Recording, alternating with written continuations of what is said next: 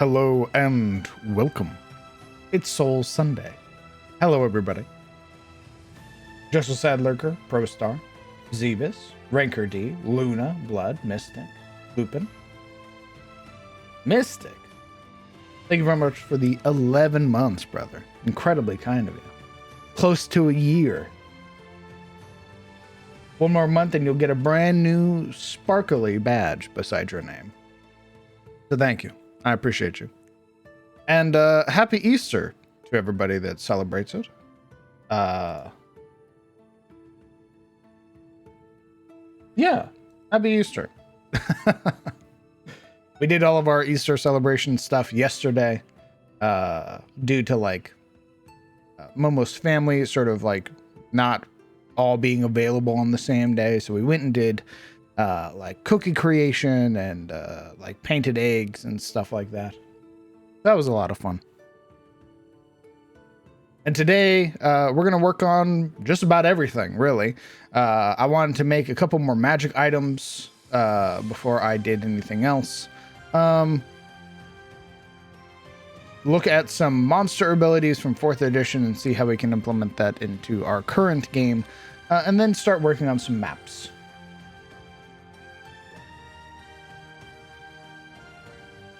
Speaking of pilfering older editions, have you seen those videos I posted in Inspiration?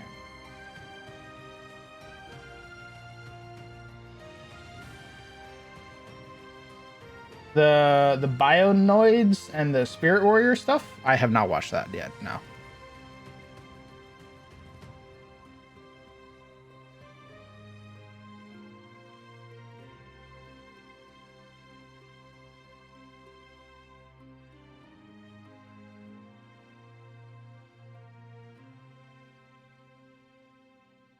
We should be able to transition over with no issue. Mute, so that way it registers my icon. Perfect. There we go. So, obviously in Foundry right now, one of the items I've recently made was the Holy Healer's Hand Axe. It's a 4th edition hand, or a 4th edition weapon, the Holy Healer's weapon. Now, the weapon itself from 4th edition says that it is a mace or a staff, but I thought that was, you know, limiting. So why not just slap it on anything, really? So I put it on a hand axe. Because I think it'd be neat. Plus, I found a pretty cool picture for it to go with. So, this beautifully engraved axe glows softly when wielded by healers, especially those who wade into combat for the sake of their companions. Weapon Axe enchantment. Attack rolls and damage rolls are increased to +1 and considered magical. This weapon possesses the returning property, allowing it to be thrown as an attack action, immediately returning to your hand. As well, deal an additional 1d6 on critical damage. And it has two things. It has a property and a power. The property is that anytime you cast the Healing Word spell, you get to add the weapon's enchantment bonus to that spell. So, as it stands, this is a +1 weapon. So, if a healer were to cast Healing Word, they would get a Healing Word +1. And then it has a daily power that is activated as a bonus action.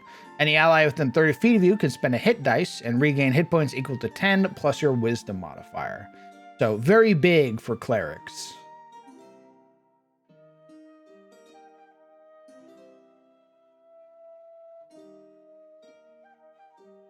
Hey, Gaming Void. Yes, they are awesome. The warrior spirits are basically 20-foot tall undead bug mechs from Spelljammers, and the bionids are basically permanent Guyver armor. Ever the bug theme with you, Blood.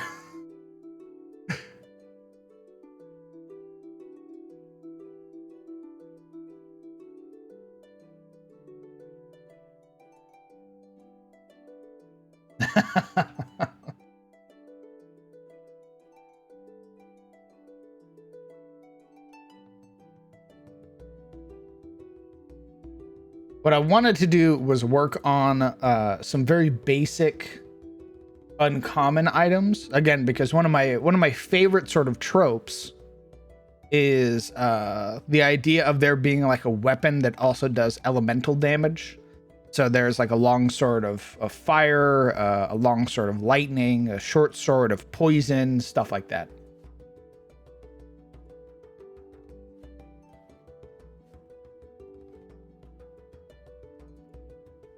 Hey, Raven.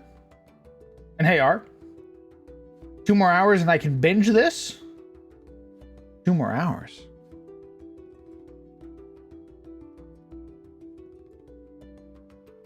Happy Easter to you as well, Texas.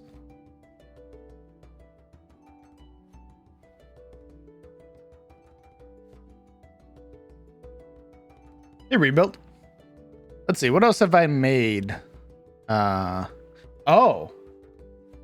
Little sneaky peek for those who didn't know.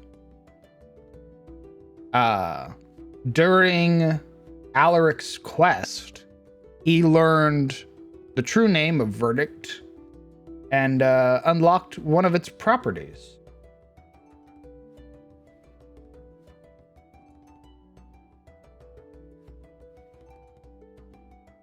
Speaking of binging, I'm devouring through all the first episodes of the campaigns. Nice. Very good. Hopefully we'll get TOS started again this month.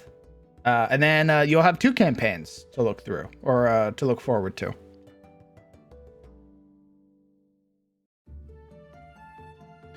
So we have Anduar, the Maul of Judgment. The twin hammer Anduar, known as Verdict. This weapon sports a finely crafted head that appears akin to a gavel. Scripture is written along the shaft, for when hatred judges, the verdict is always guilty. Weapon hammer. Attack rolls and damage rolls are increased to +1 and considered magical. This weapon is also considered a holy symbol for the purpose of using divine magic. Power, daily, radiant, free action. Use this power when you hit with Verdict. The target takes ongoing 5 radiant damage. You must make a Constitution saving throw, DC 15, and this effect on the end of their turns. Special bonus action. When the bearer reduces a creature to 0 hit points, they may use a bonus action to move half their speed towards another hostile creature. There are true names for magic items in Adis? Always. Always. Because I love that shit.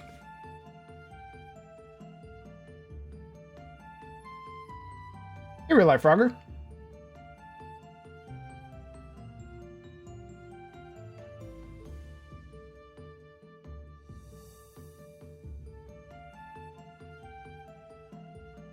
Interesting.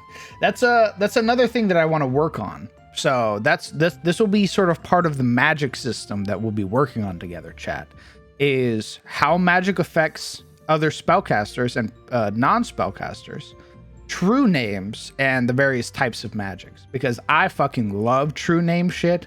Like the idea that Arcanist Raynor Brightmore has a name, and that if you know his full name, his spells do not have that great of effect on you, which is something I hinted at and teased with the Hain fight, where the Arcanist cast Fireball and Hain was unaffected.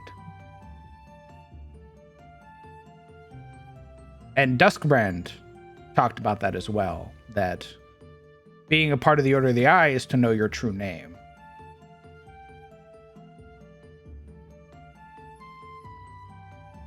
So that's something I want to work on, especially to give wizards some more flavor in my setting.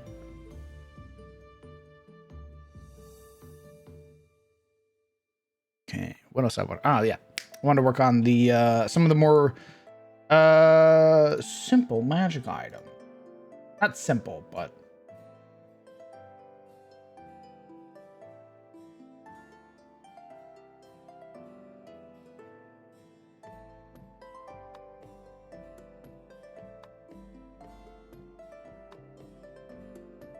encourages a lot of investigation too. Lore digging? Yes, Inkley. Dinner has been made. Morning, folks. Morning, bears. Reaction to speak a spell's true name and gain advantage on saving throws against a spell, perhaps? Yeah, so that was sort of like working out just how in depth we want it to be.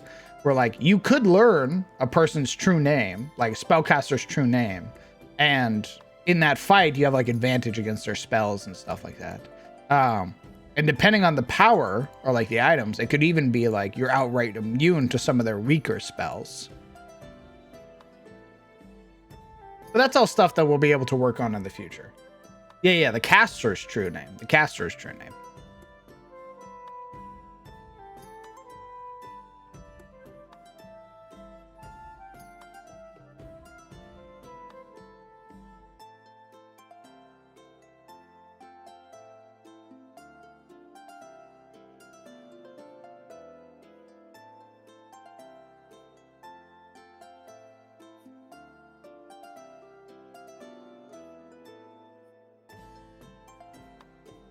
Quick, someone write this shit down. Well, thankfully, this VOD will be recorded for all folks to watch and look at. No worries there, brother.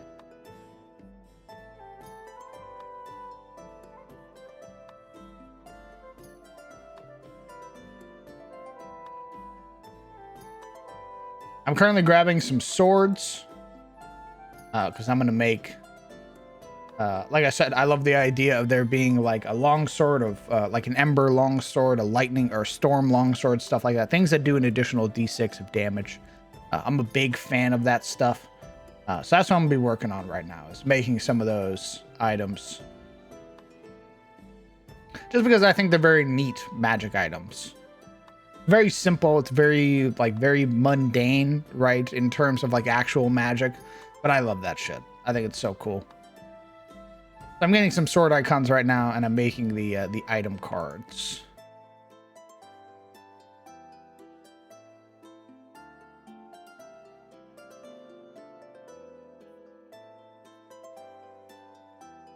I can see a natural or supernatural phenomenon having a true name, like an elemental entity. Yes, I also love that shit. I love the idea of there being like djinn and stuff like that that have true names. Where learning its true name gives you like power or sway over it. That shit's so fucking cool. You look for East Crunchy bonuses? Yes, I do. Yes, I do. The more I work with like 4th edition items and stuff like that, the more I just fall in love with it. I just see all the cool like potential that 4th edition had and how it was squandered. And I'm like, God, I want to use it so bad. Please.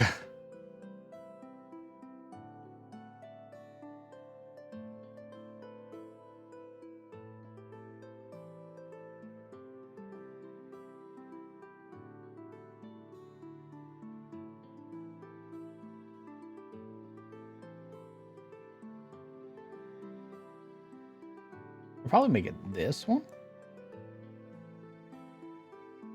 This one might be a little too much. Wonder if...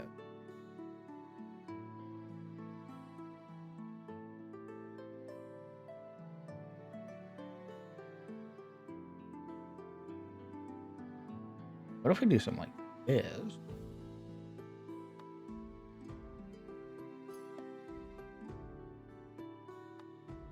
The legend says every TM ends up homebrewing 5e into 4e.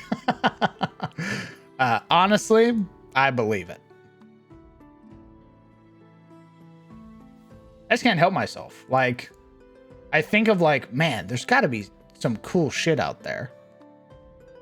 And then I end up proving myself correct because I go looking and lo and behold, 4th edition has it. All of the cool shit that I want, it's there. My God.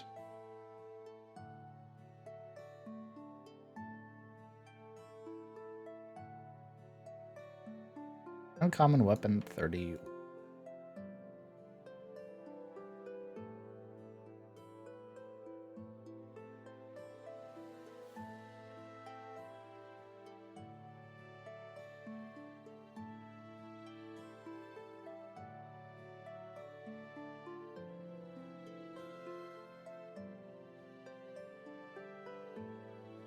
We have the Ember Longsword.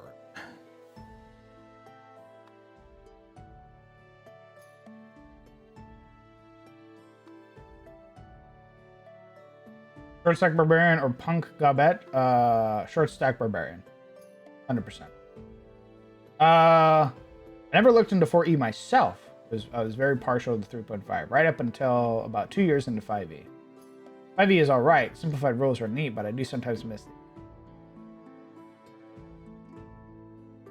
I feel like that's how a lot of people win. They win from like 3.5. I feel like a lot of people didn't actually play like 4th edition. I was the finale of Into the Shadows Breach. It was great. I had a ton of fun. It's definitely something that sets it up for like way more story. Like, I feel like if we do a season 2, it's going to be way more story oriented.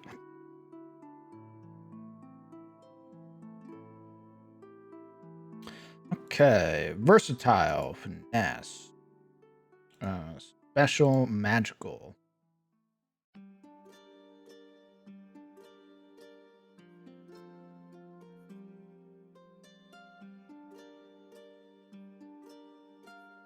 Action.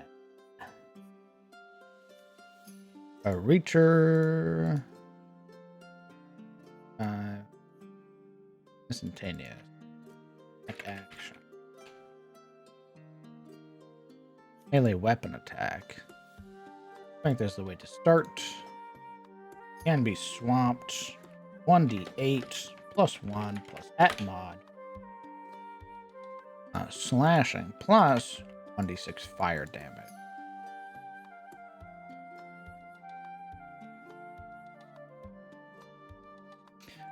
Versatile damage.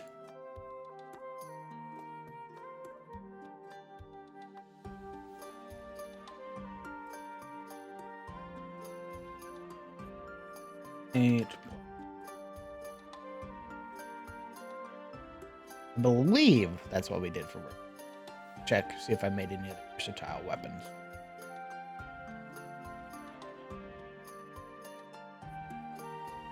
Base weaponry. Falchions versatile? No, Falchions two-handed. Oh. The throwing Warhammer. Warhammer. Oh, versatile here. Yep, okay, that's what I did.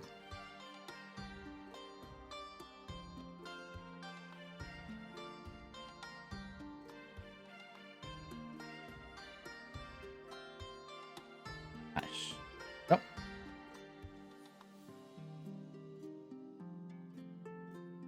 Cosmothara is one of the craziest monsters I've ever seen. It was insane. Not to mention it was also like a really fucking cool token. I feel like CDM should invite Brett to guest star a couple of episodes. I'd love to. The reason I haven't reached out to Brett is because my man runs like 4 or 5 games. Like, he's on a completely different level than me. My man's running like 4 or 5 games. He's juggling multiple stories. I'm over here struggling with 2. Like,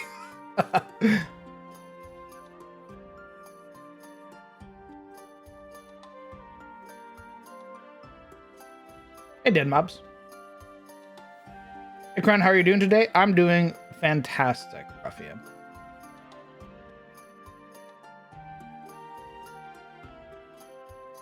I watched you playing yesterday on someone's channel. You were chopping fish or something. Is that what you're talking about? Yeah, that was Brett's channel.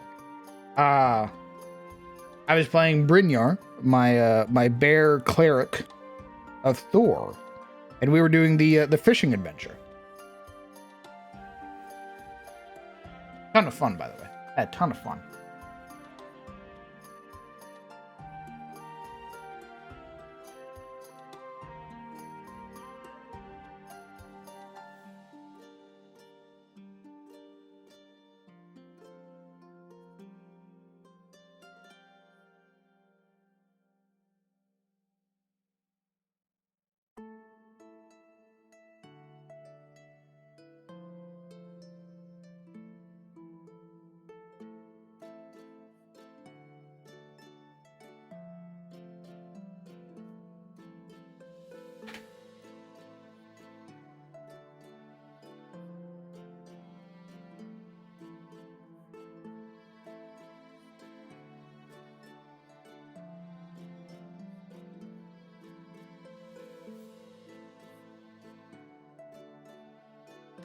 Shadow's Breach. I am a bear after all. Shadow's Breach had one of the best season's ends I've seen in a D&D game. Truly awesome. It was a ton of fun, Frogger. Like it was such like not whiplash in a bad way, but like we went from this like very tense fight with a bunch of things happening to like this calm, and then suddenly doom. Like Marius wasn't joking when it was like Oblivion showed up. Like that shit was insane.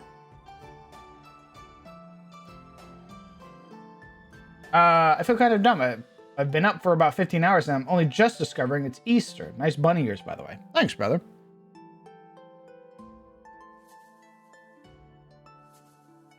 Shadow's Breach is not a campaign I would expect to see a bear cleric chopping fish. Shadow's Breach is not the campaign. I believe it's called One Off the Hook was the adventure that we were doing for Saturday. Into the Shadow's Breach was Wednesday. Really intense when I was watching you had the deep voice and everything. Very cool, man. Thanks. I appreciate that.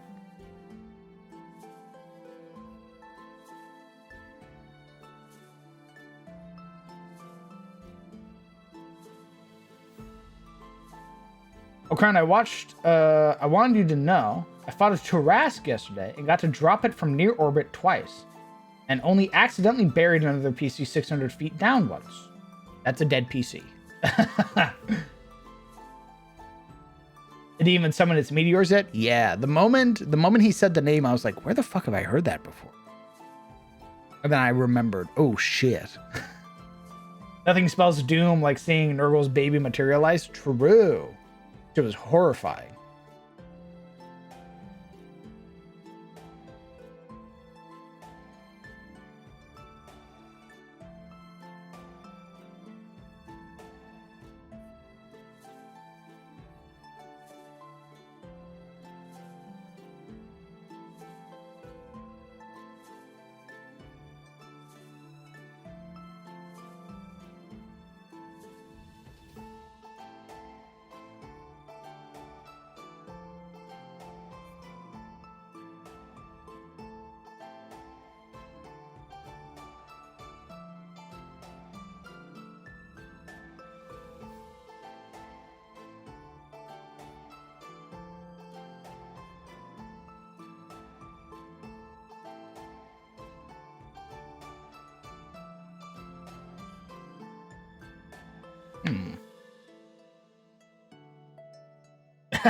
Two giant space babies.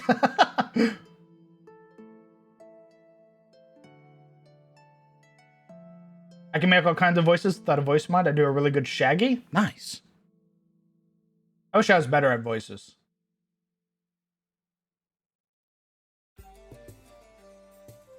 Well, it's 4 p.m. I must away myself to sleep and get up at midnight. Brugh. I wish you the best of luck, Varys. Rest well, brother.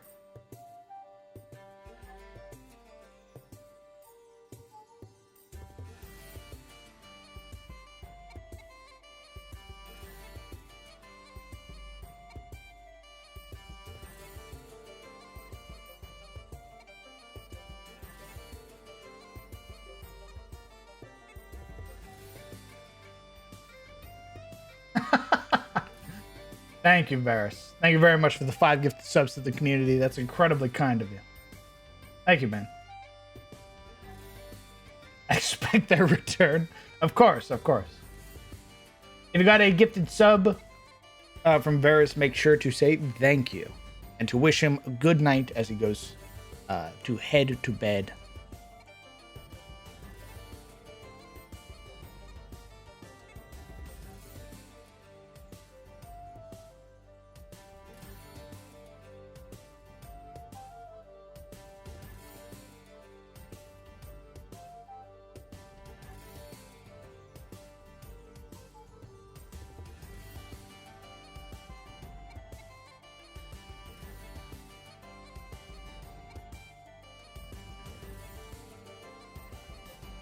What happened to TOS that got it on hold? Scheduling? Nope. What got it on hold is that it was just an adventure And then I pretty much told them, hey, if this goes well, if this ends up being a fun adventure, I'll turn it into like an actual campaign.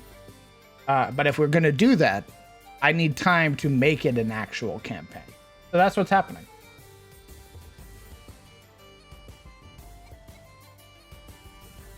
Oh, I do that already, Ruffian.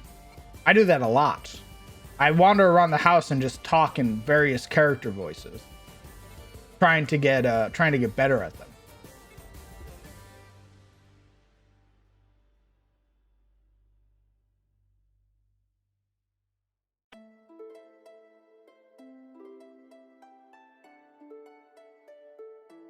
I'm sure more than once my friends have have heard me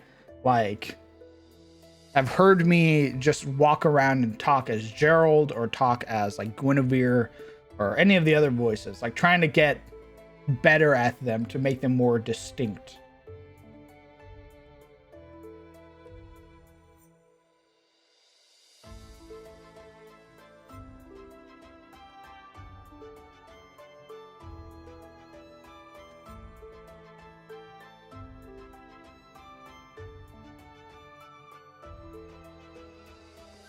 Yeah, we can give it an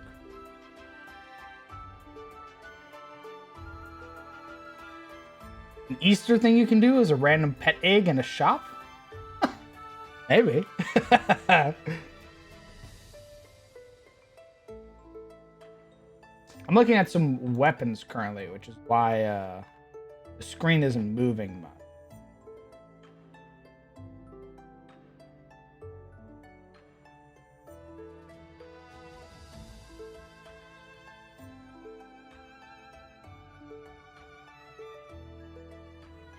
So who would win if TOS and CTF had to fight each other? I believe in terms of stats, TOS is better equipped. In terms of magic items, CTF has more magic items. So it would really come down to rolls. TOS has that really high armor classes and hit points.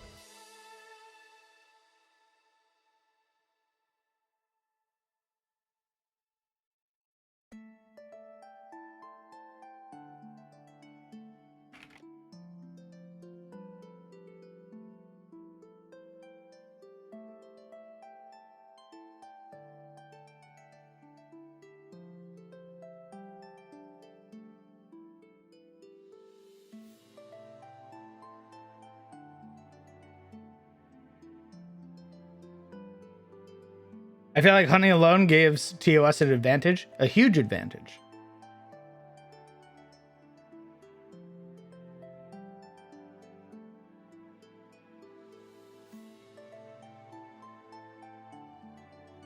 I can make a small VTT module that adds new weapon properties for you to tick if you want. It's really simple, although the properties don't do anything themselves. What do you mean, R?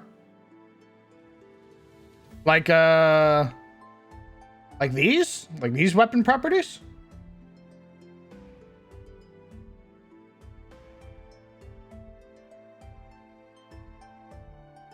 Holy shit, that'd be awesome.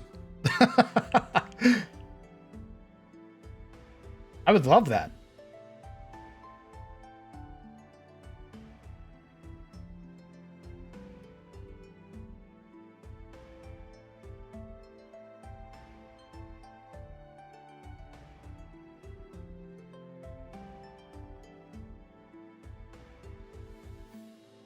You have a list of properties? I can get you one.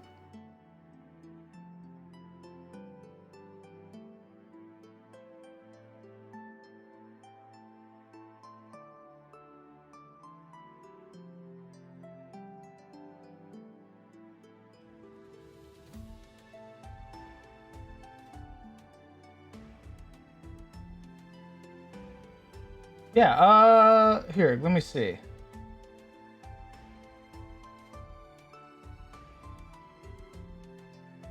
I can post it. I'll post some of the like the properties in Creation Showcase. I can do that real quick.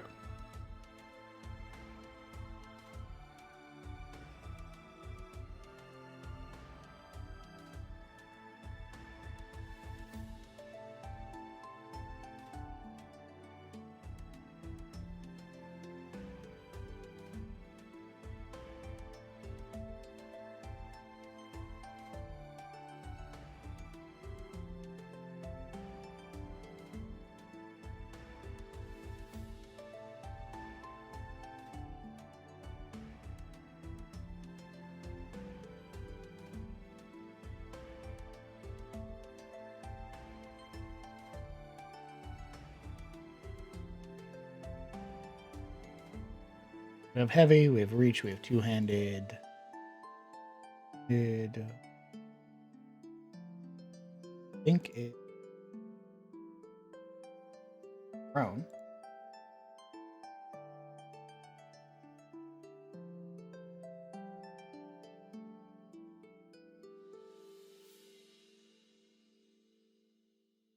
Did we make the longsword? 1d10? That's 1d8. Okay, cool. Yep. Two-handed. Morning Star.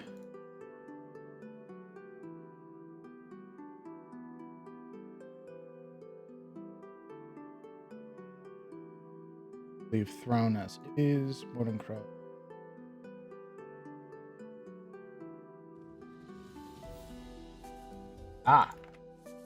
Expensive. Right, heavy. Great. Reach. Expensive. I believe the ones I'm about to send you are it in terms of the unique abilities that we have. High crit, brutal, offhand, heavy thrown, and defensive are other properties that I would love to see added.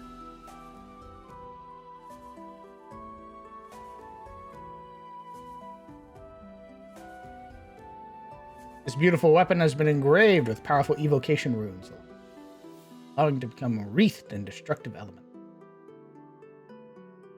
Weapon heavy blade. Attack rolls and damage rolls are increased to 1d6 and considered magical. Weapon deals additional 1d6 fire damage.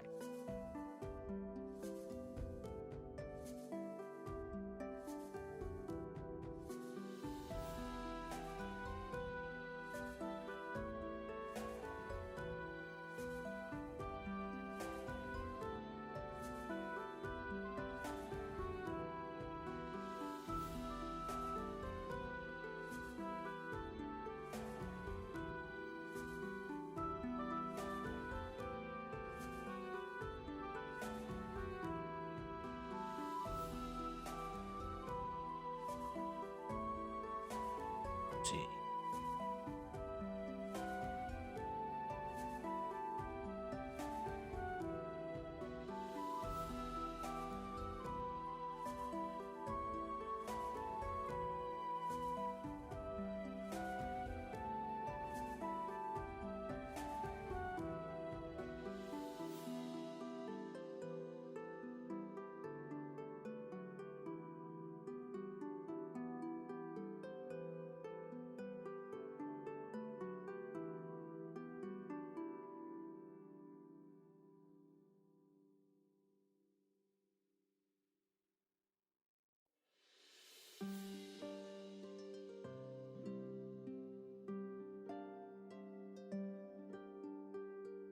What else should this Ember longsword do?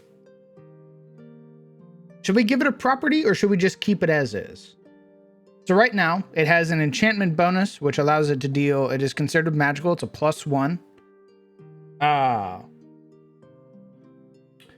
As well, when you score a critical hit with it, you deal, the creature begins to burn, or has the, it begins to burn. So it does the burning status effect for 2 rounds equal to half of the fire damage dealt. So on average, you're burning for 6 for 2 rounds.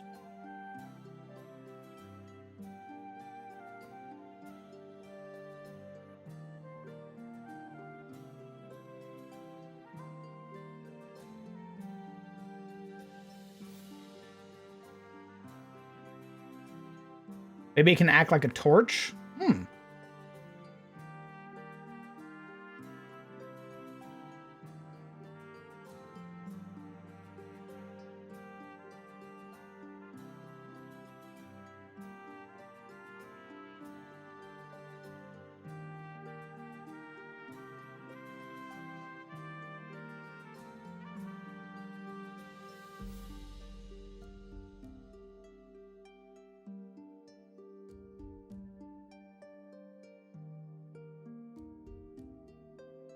Reduce fire damage taken by proficiency bonus. You have advantage on the attack roll, and both d20s hit. A creature within 5 feet of the target takes X fire damage. Immunity to the burning status effect, still takes fire damage, but can't be dotted by it. Like after a successful hit, use an action, bonus action, whatever, to hold the blade and set enemy on fire. You know, so because this is a relatively lower tier weapon, I like the idea of it giving like resistance 5. So we could do that. I like that, Cody. With like while you are wielding this weapon, you have resistance 5 to fire damage. So you will always take away 5 points of damage from any source of fire damage that you take while you're wielding this weapon.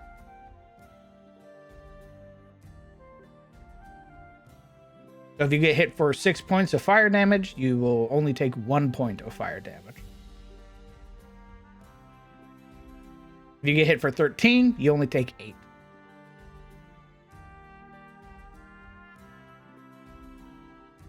I wish I knew more about D&D. It's all right, Dead Mobs. Feel free to ask any questions you have about the RPG, brother. Happy to answer them.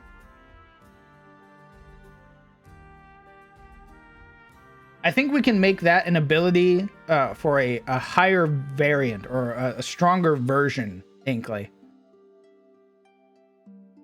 Like, imagine if Ember's like the lowest tier of like this elemental sword, and like Volcanic is the strongest version of this weapon.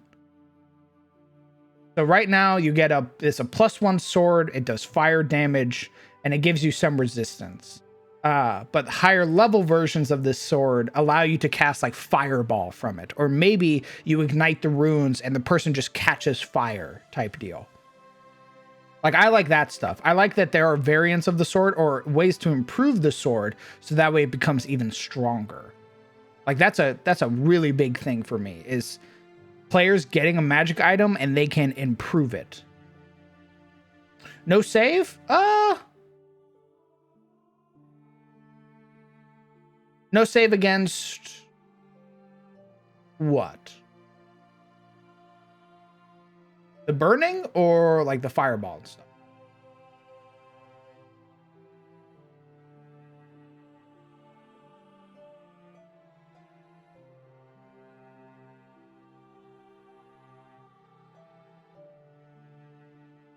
Similar to the vestiges? I feel like the vestiges are very strong.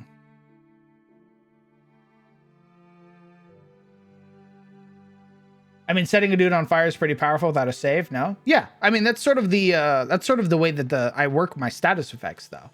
Like, there are things that you can save against to not be inflicted with those status effects, but then there are times where, like, if a creature just hits you, you start bleeding. So, yeah, I'm fine with that. You have to score a critical hit to inflict the burning status anyway, so... I feel like it's pretty appropriate for a crit.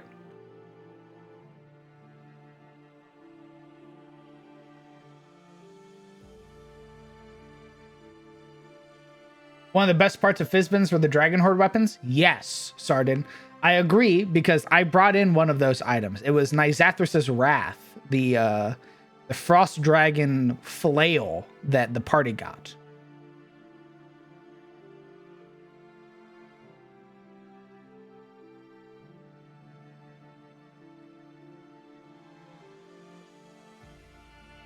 Just got here, by the way, jumping in unaware. Totally fine, Presper.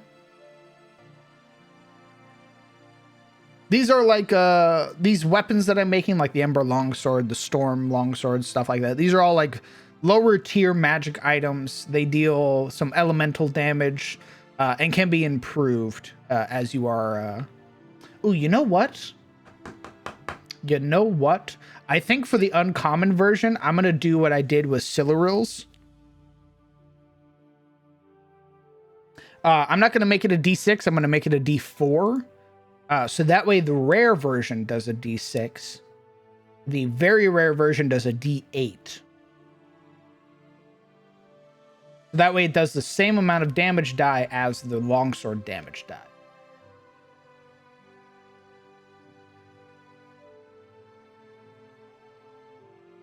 The improvement thing would happen how? So there are entities or people that they can find, Caesar, to improve their magic items with by sacrificing other magic items that they're not using, gold, stuff like that, doing quests. As well, I love the idea, like we've talked about, with figuring out like weapon names, or like figuring out like a weapon's true name or a magic item's true name, and gaining an improvement through that. One of the most easy ones to do is to find an NPC who is capable of improving magic items. Hey, Couchbound. A critical shot causes embers to burst out from the blade, causing the creature to be blinded for a second. I feel like if we're doing that, we have to choose between burning or blinded. Because I feel like I only really want to give like one critical condition for this weapon. What you think about holy weapons, i.e. the Holy Avenger? I love the Holy Avenger.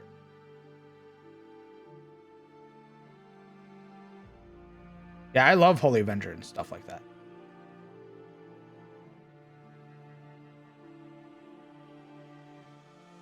Like we just made, well, I made before the stream started. I made the Holy Healer's Hand Axe. This beautifully engraved axe glows softly when wielded by healers, especially those who wade into combat for the sake of their companions. It's an axe. Attack rolls are increased to +1 and considered magical. And the weapon possesses the returning property. As well, its property allows the wielder to add an enchantment bonus to their healing word spells. And they get a free or daily power, which is any ally within 30 feet of them can spend a hit dice and gain 10 plus your wisdom modifier.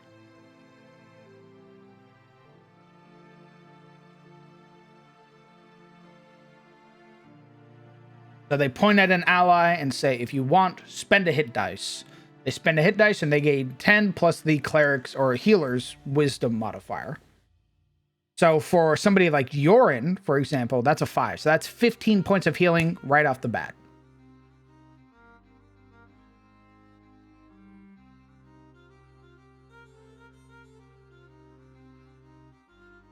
If you knew the true name of what was an entirely mundane weapon, could you improve it into something legendary? Potentially. I still don't know what spend a hit dice means. That's totally fine.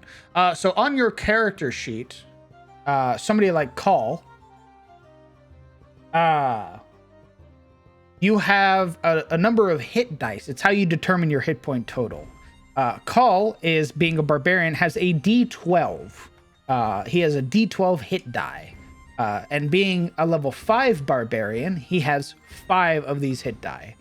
In combat, you often don't get to spend these hit dice. Often these are things that you spend during a short rest, which is like an hour rest outside of combat.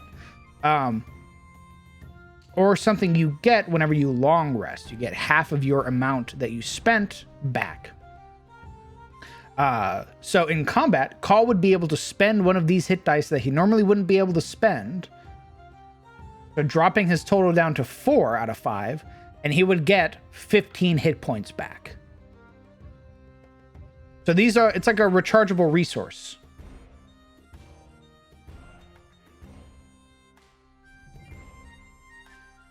So bulking at short rests being an hour, like what the fuck? Aren't they always an hour?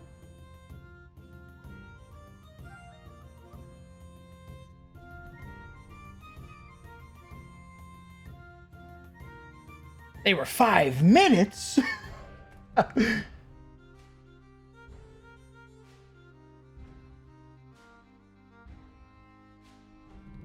Plus the wielder's wisdom mod. So whoever is wielding the axe, the person that they just use that ability gets 10 plus that healer's wisdom modifier. So you don't get your hit points from the hit dice. You instead get a flat amount.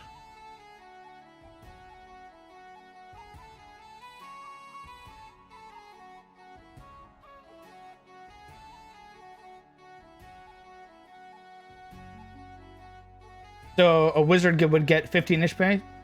Yeah, absolutely.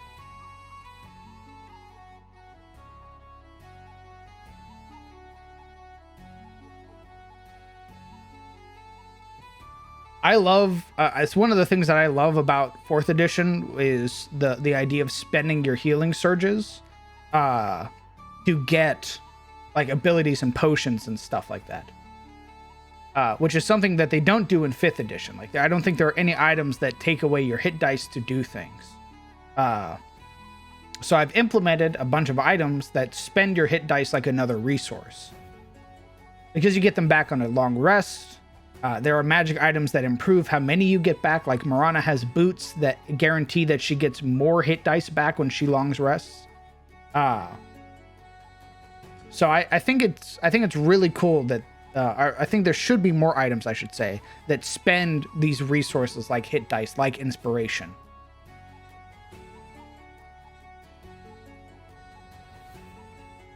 And there were those undead that absorbed your healing surges. I did read that. I did read some of the earlier undead that that would just like take your healing surges from you. Unzip the folder inside this in data modules. If you want the properties, just open. If you want to add more properties, just open the JSON file and copy and paste one of the properties identically and then modify it. Oh shit! Thank you, R. Thank you, Matt. That's incredibly kind of you. I appreciate that.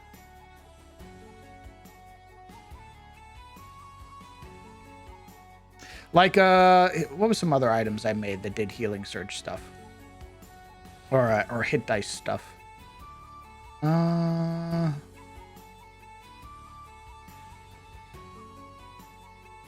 Oh yeah, so here's like a lesser version of that, by the way. Like here's a potion of minor thunder resistance. You would spend a hit dice and you would gain resistance 5 to thunder damage for an encounter. So there are things that like you don't get huge bonuses for, but you can spend a hit dice to get an advantage of some sort in combat. So you drink this potion, you spend a hit dice, and you gain resistance. And the higher these potions, or the stronger these potions get, the more resistance you get. Where eventually you could cap off and get like resistance 30 with a potion by spending a hit dice. So you minus 30 from any damage type, or any damage that equals the damage type you're resistant to. So let's say you take 35 points of thunder damage, and you have resistance 30. You only take 5 points of thunder damage.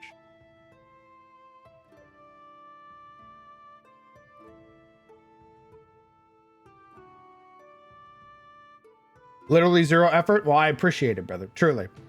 I only just started learning how to like copy and paste and move some of the JSON stuff around for like the light module that I use. So I appreciate this. This will teach me how to better, like, sort of make my my stuff.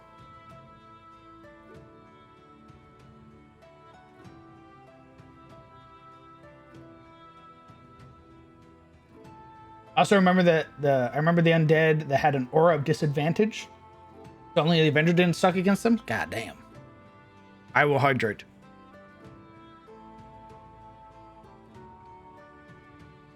Save as well.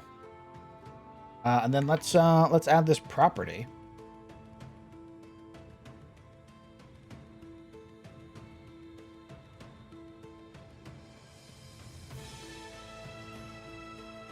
While you're wielding this weapon, gain resistance 5 fire damage.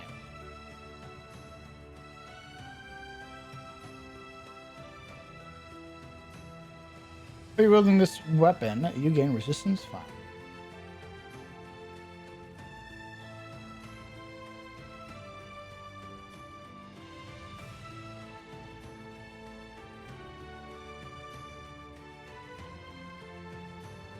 Nice.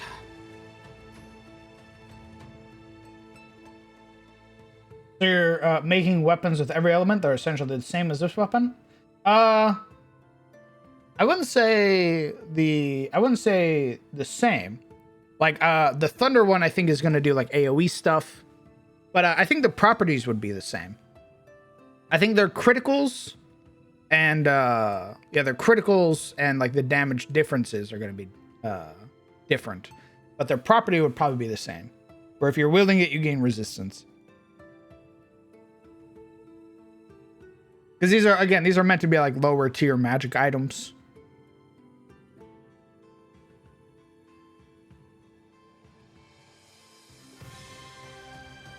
It feels very fantasy to me. Where like you dig through a monster's hoard and you find a burning longsword, like maybe not flame tongue where it does like 2d6, but something like this where like you pull out the longsword and it's a magical longsword. It does fire damage. It can burn people when you hit with them. It's way cooler than your mundane longsword. It's not the most amazing magic item in the world, but it is really fucking cool.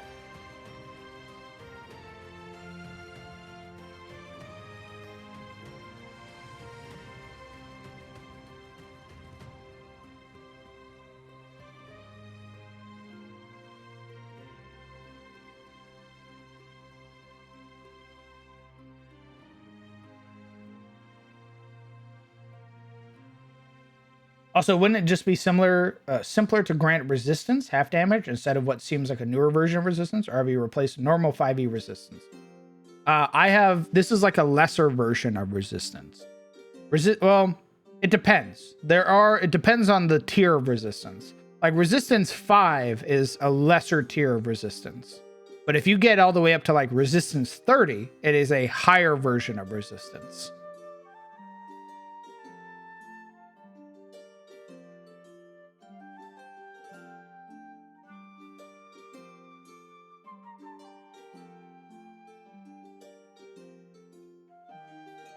This is a +1? Yes.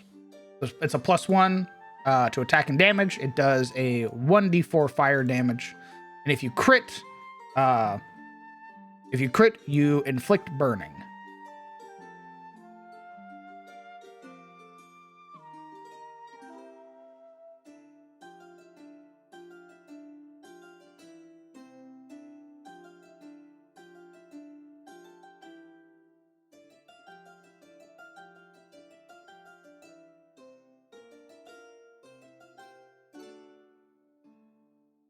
Remember that +1 weapons are uncommon, though. If you stack enough properties, they should go up a rarity tier. Do you think we should remove the property then? Remove the resistance until they get the rare version of this sword? Then they gain the resistance type deal? I'm fine with leaving it as just the critical. Lets the weapon deal 1d4.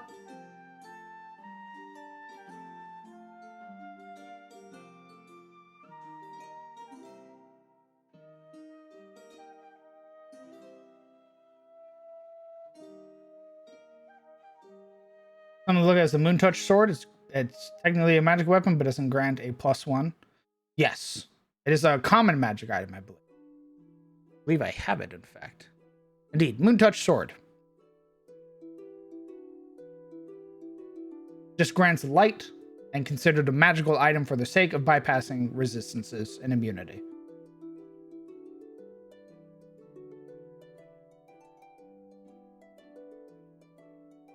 I'd say keep the effects and drop the +1, maybe? Oh. Interesting.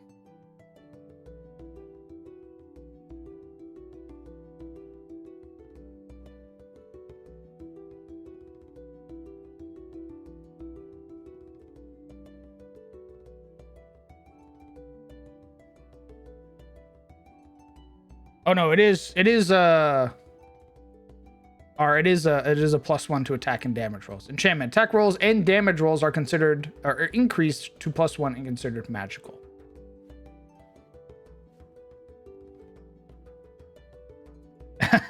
I'm fine with dropping it to being a where like it's not a +1.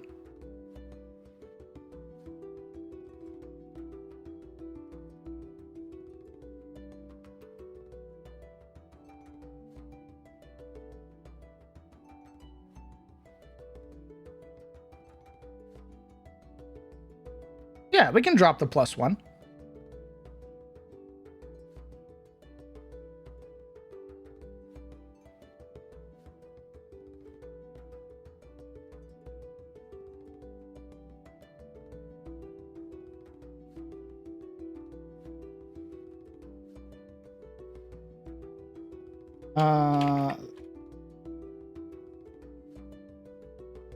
And is considered magical. Sake of distance is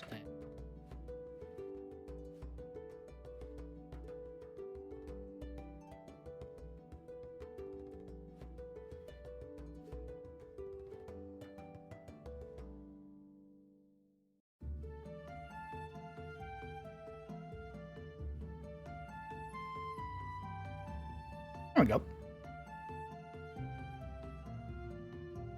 The Ember Longsword. This beautiful weapon has been engraved with powerful evocation runes along the length of the blade, allowing it to become wreathed in destructive elements. This weapon deals an additional 1d4 magic damage or 1d4 fire damage. It is considered magical for the sake of bypassing resistances and immunity. Critical. The creature suffers from the burning condition for 2 rounds equal to half of the fire damage dealt.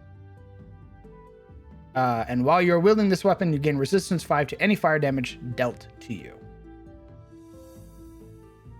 I think if we make the rare version, that would go up to resistance 10, and it's considered a +1/+1.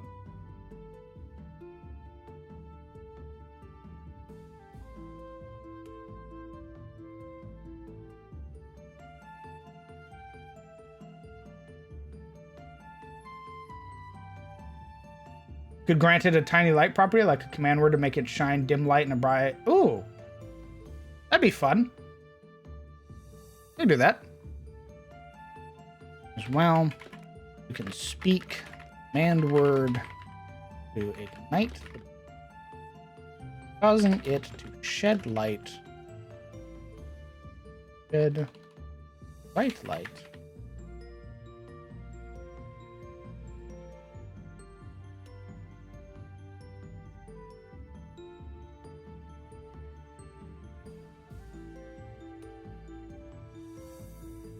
In a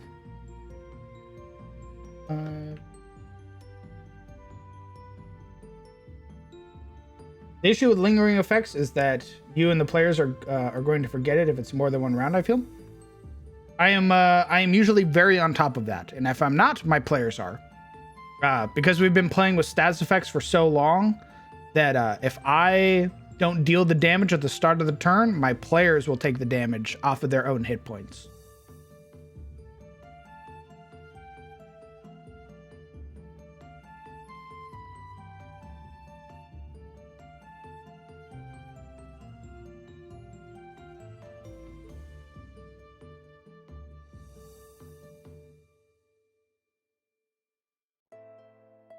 Especially because I have, when does the affected NPC take the damage then? At the start of their turn.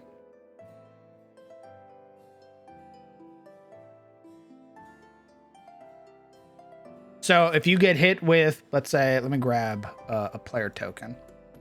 So we'll grab Call, put him down. Call is now afflicted with burning, which is the status effect that I would apply. At the start of his turn, he'll suffer, let's roll 2d4, round them down because of the crit. At the start of his turn, he will suffer 3 points of fire damage. He'll go about his turn. Stuff happens. At the start of his next turn, he will suffer 3 points of fire damage, and then he is no longer burning.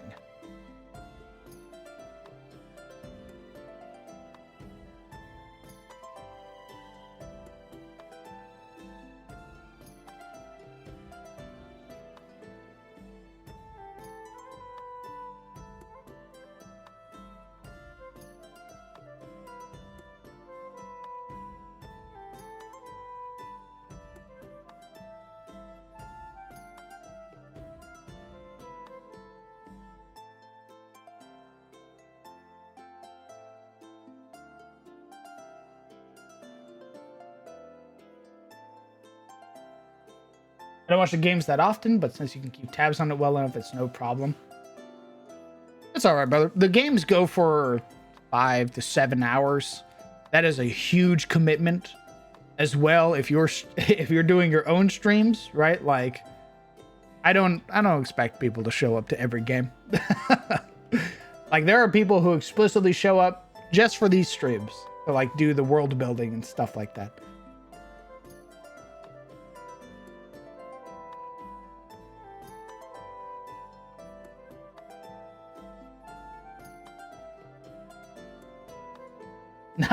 Not long. You're funny, Skull Throne. Well, don't worry. When TOS starts, you'll have another game that you can watch. I just watched way too much D&D. I get that too, brother. It's not a big deal to forget 3 average fire damage once in a while. Also true, R. There's definitely a moment where I'll forget, quote unquote, to apply like a damage effect or something like that. If I'm already just beating the snot out of my players. Like, if my players can't roll well, if they're struggling for the entire like combat encounter, I'll just forget that a monster does like a certain ability that they should be doing at the start of their turn, or they don't deal that much damage like they're supposed to and stuff like that. Just to give my players a fucking chance, right? Like, if I'm rolling nat 20, nat 20, nat 20, it's fine if I forget that the creature has an aura. Or it's okay if I forget to apply your burning effect at the start of your turn.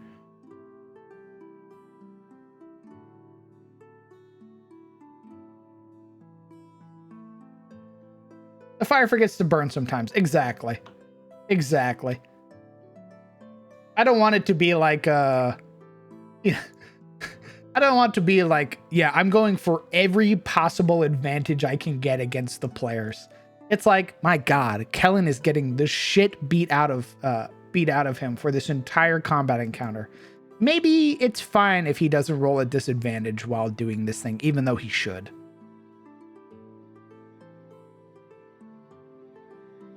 They will remember the burning damage when push comes to... True, yeah. They'll remember it when it's like against the monster, right? So they won't let me forget there. But against them, it's fine if the monster forgets to do something. Hey, Thex. Happy Easter, brother. Hydrate very well.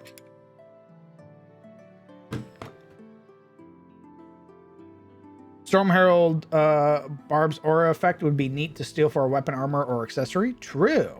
That's the lightning damage, right? Him forgot. Hey, they're giving you a chance. Let's see. Classes. Barbarian. Storm Herald. Let's see. Desert, sea, or tundra. Takes 2 fire damage each. Make a dex save or take lightning damage.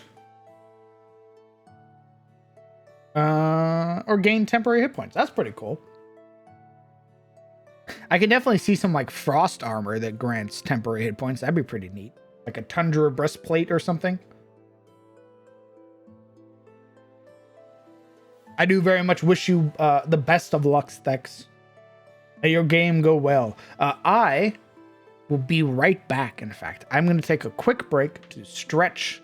I fell down pretty hard yesterday. I can feel the sort of like creakiness in my hip. So I'm going to stretch, walk around for a little bit, go use the restroom, and then I'll be back.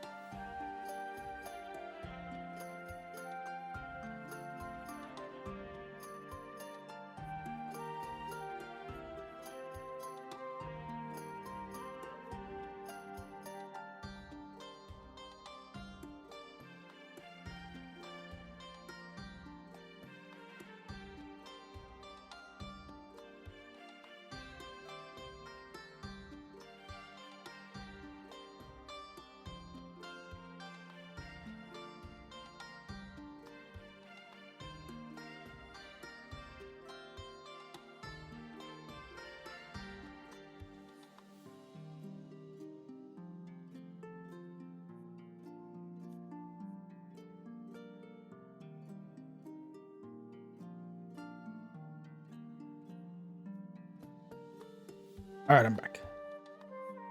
I'm back. Nice. Well, hello. Hello. Sorry to hear that you fell yesterday. That's Yeah. some shit luck, man. It was incredibly unfortunate. We were painting eggs, and I leaned forward in a very old chair. I was pushing the marker towards Momo's mom's husband, and the chair leg snapped, and I like slammed hard into the ground. Like I like hit the table, and then I fell back because the chair just like scattered. I slammed into my hip, and at first I was like, "Yeah, I'm fine. Trying to get up, trying to like stand. And that sucks because I didn't have my cane within reach, so I had to like Momo had to help me get back to my feet. And then once I got up and I sat back down, then I could feel the ache like start rushing through my leg. And Damn. once we were leaving, she's like, "Hey, are you actually okay?" And I was like, "Nope." This shit hurted, dude.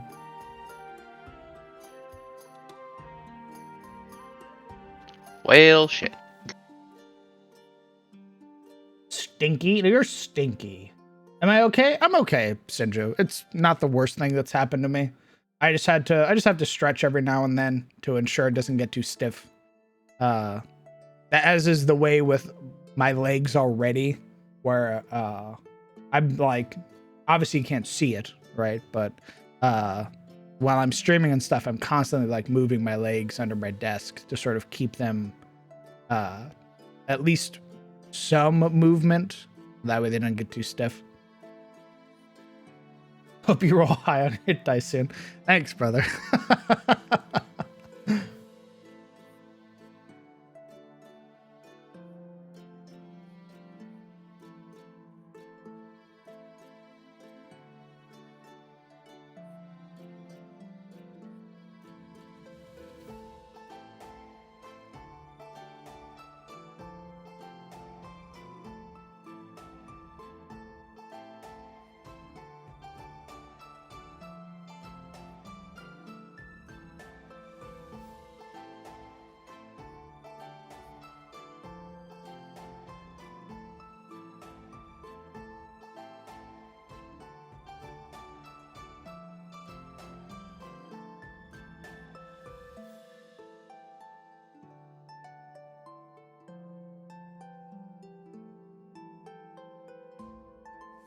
The press and roll can help with aches.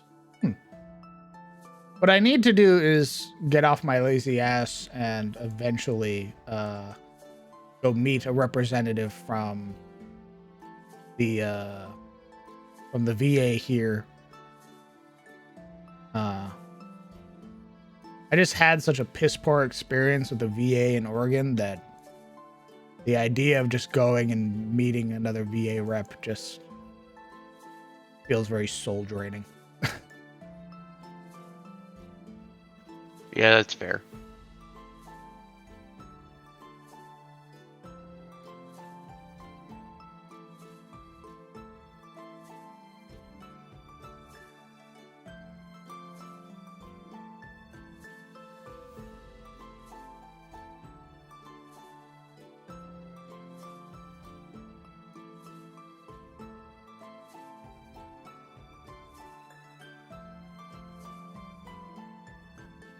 Dogs are boofing.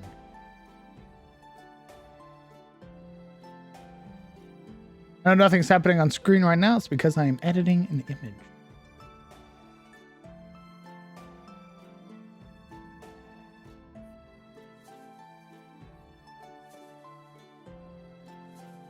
I guess. Hold on.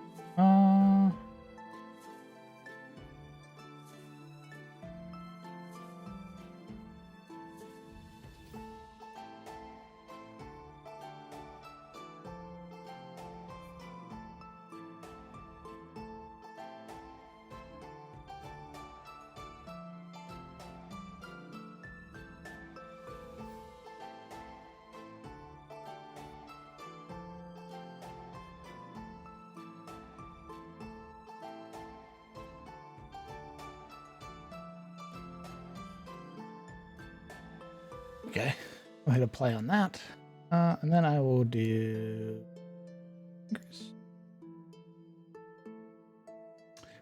I do replace color again.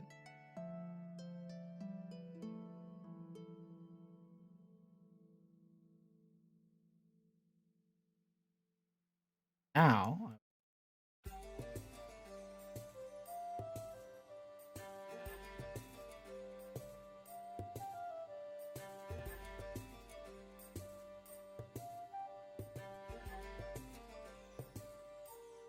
Do the dogs pet Zurich back? No, but they do lick a lot.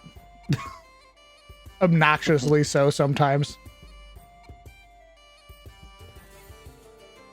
Like they'll just walk past you. No. Yeah, they'll just walk past you, lick your leg, keep walking.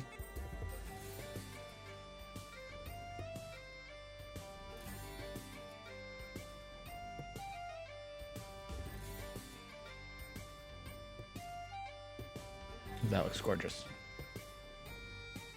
Done editing. Save. Uncommon weapon 32. Copy. Duplicate. Storm longsword.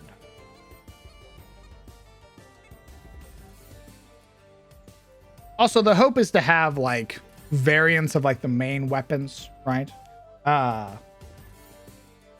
Hey Legion. The hope is to have like variants of every weapon. So there's like an ember great axe. There's an ember spear, you know, stuff like that. I just love swords. So I'm gonna start with swords. Go get help, boy. Walks away. Navigate by taste.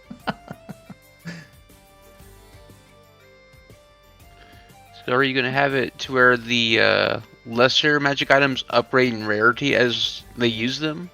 Or is there going to be a system for them to do something with the old ones when they find a new one of a higher tier? Yes to both.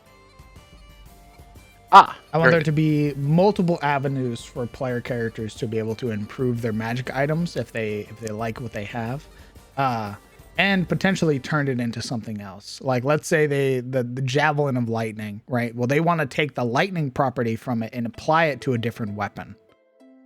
So we take the javelin, they break it down, they spend some gold at a NPC or a forge or something that they've made. And then now they can apply the lightning property to a brand new weapon that didn't have that property to begin with.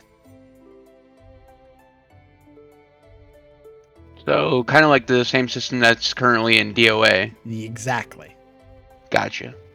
Okay. Wasn't sure if you were going to bring that over or not.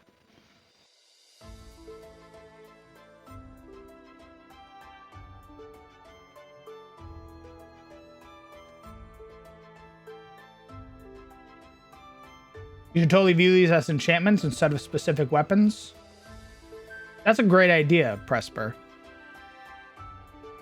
I think what I'm doing right now, I like that. I think that's how it should be, is that they should be enchantments instead of the specific weapons. So I think what I'm doing right now is I'm getting the basis down. I'm making weapons with these enchantments specifically, and then it's something that I can then go back to when we start making the magic system to make these specific enchantments. So like a storm enchantment is something you can apply to a weapon, any weapon. The ember enchantment is something you can apply to any weapon.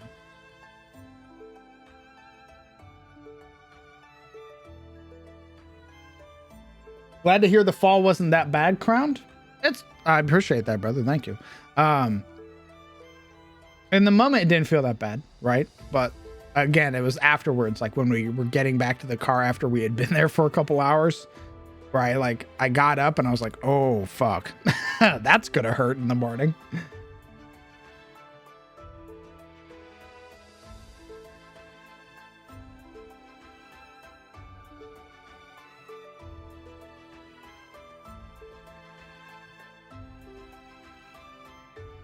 Like special enchantments, though. Like the specific enchantments are rare in themselves or whatever. Oh, you mean like the storm enchantment and stuff like that's rare in and of itself? But if you find it, like if you fight it in a weapon, you can pull it from that weapon type deal. Wait, fall? No, are you all right? I'm fine, Legion. I fell yesterday. While doing like the Easter celebration with Momo and her family. A very old chair that I was sitting in broke, and I fell and I hit my hip pretty hard on the ground. And at first it didn't hurt, but trying to get up and stuff like that, I didn't have my cane in reach. So getting up, it was a bit of a struggle, but thankfully Momo was there to help me. And yeah, and then I got up and everything was fine until like a couple hours later, then I could feel the pain sort of set in. So they feel special to the PCs. Yeah, something like that. Totally. I love that idea, Presper. The idea of there being these enchantments and stuff like that the party can find, like a book of this enchantment or a spell scroll of that enchantment, and then they can apply it to a weapon type deal.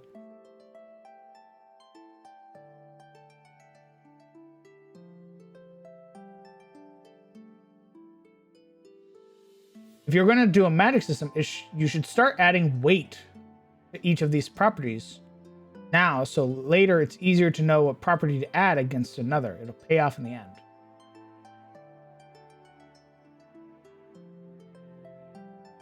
Weight. Oh, like this is like a level 1 property. This is a level 6 property type deal.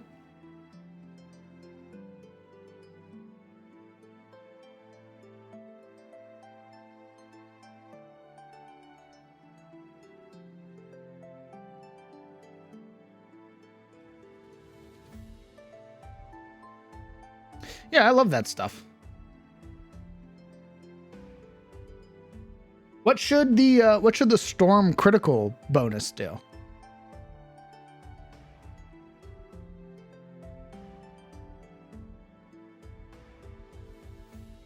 I guess done like that one shambling mound. Oh, like the aura, maybe? Oh, or do you mean like the chain lightning? No, just the stun that they did after you got electrocuted. Hmm.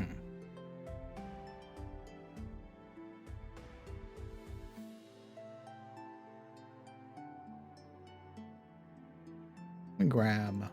We could base it off the Storm Rage Shambler. On.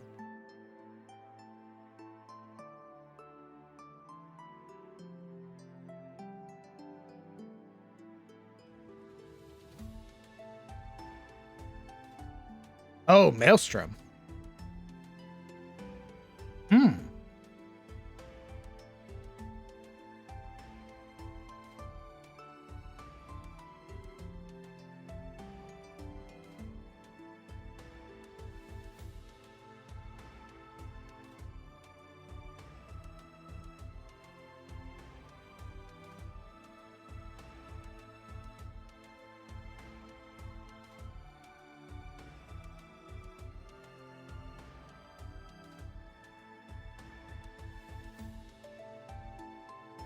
Damage in an area or a line.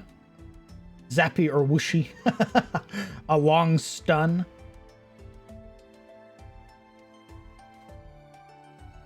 I kind of feel like a stun would need to be on a higher level of enchantment. You know what I mean? Because stun is really powerful.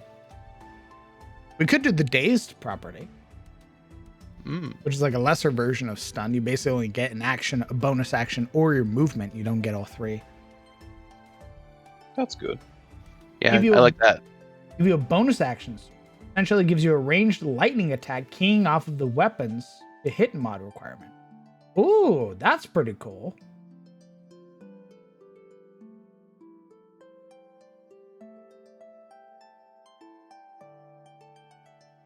That'd be pretty neat. Like you crit with this weapon and then you direct your sword towards another target within range and make another like lightning attack against them.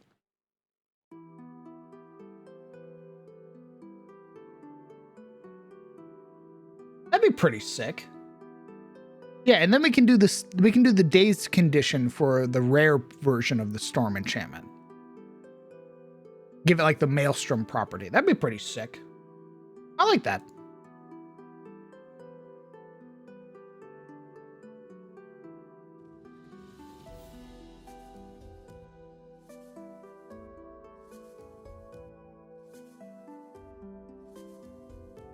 Is this a free action as part of the crit or something they have to use their bonus action to do? Is this a minor action or a free action?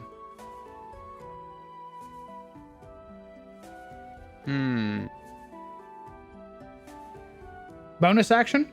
Okay.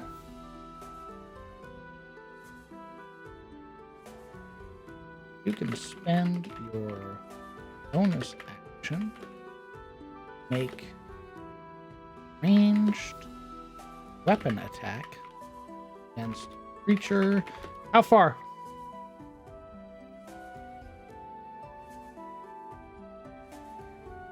We're making bits out of a shambling mound. We already have those made.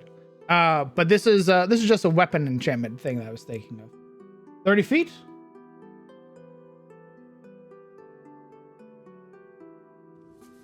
$10 it's a sword? 15 feet. I was say we could do 15 feet. That feels nice.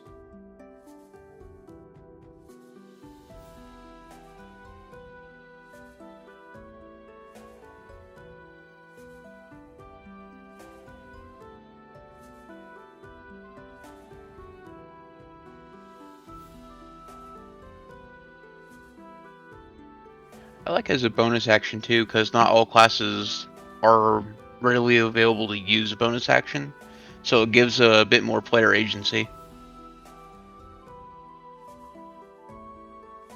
Oh. Hmm.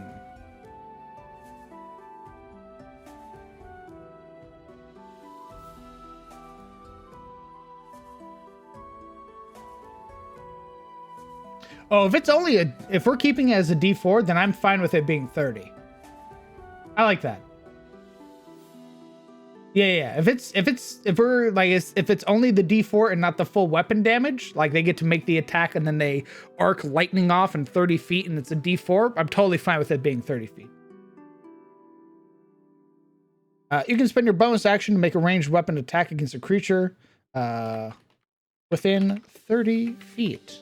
If you hit, deal lightning damage from this weapon against that creature. I think that's sick.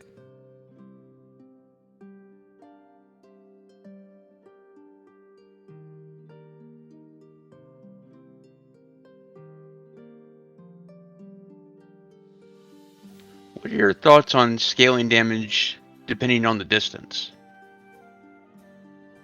Like, for example, if it's within 10 feet, it's a D8, and then Ooh. at the 30-foot range, it's a D4. I like that for the higher versions. I think Okay. for being like just an uncommon magic item, it allowing you to do the D4 damage, and when you crit, you get to deal an additional D4 towards another creature that you can see within range. Like if you hit them again, type deal. I think that's pretty neat. It feels very fitting for a low tier magic item or a low tier enchantment. Kind of like the Moon Veil I posted. Where'd you post that? I'll go take a peek, see.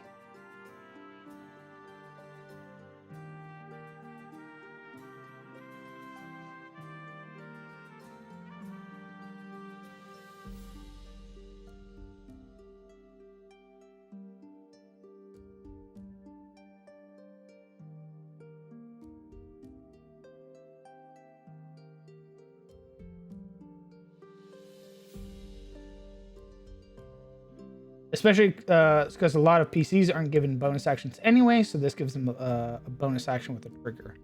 Agreed. Luna said the same thing, and I agree. I have a lot of abilities that I reward that go off of your bonus action or they go off of your crit, because sometimes a lot of classes don't really get anything with a crit, if anything at all.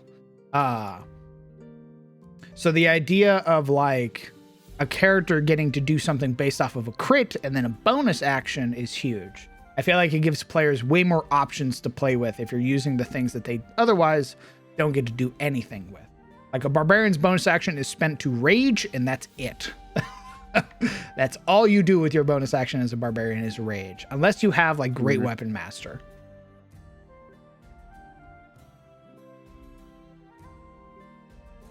So if you want as well, the next stage, bump the lightning damage up a die. Exactly. That is the plan. With all of these enchantments like Ember and Storm, the damage die will always go up the higher the enchantment. So the Storm will deal a 1d6 on its next bonus, all the way up to like a 1d8 on its final bonus.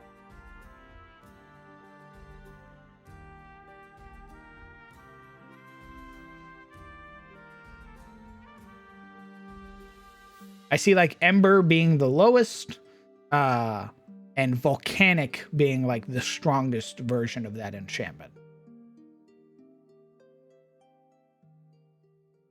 So Storm being the lowest, Tempest being the strongest.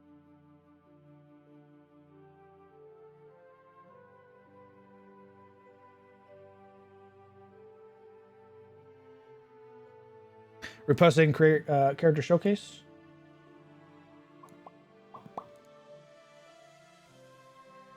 Oh, yeah. We talked about this.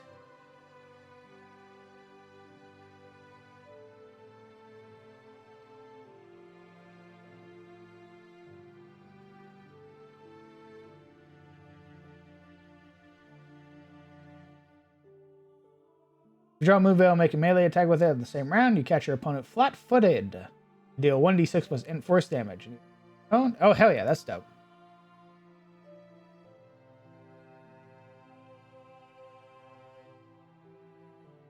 So for holy weapons, blessed, holy, divine. Exactly.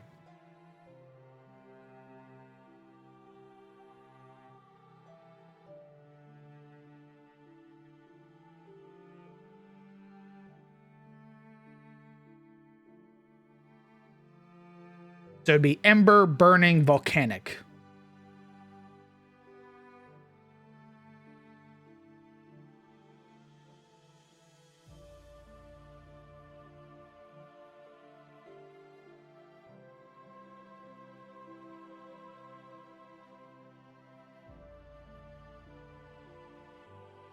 I feel like storm sounds like mid-tier.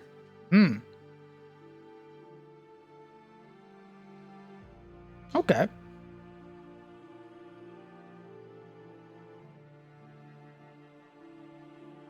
We can change the name.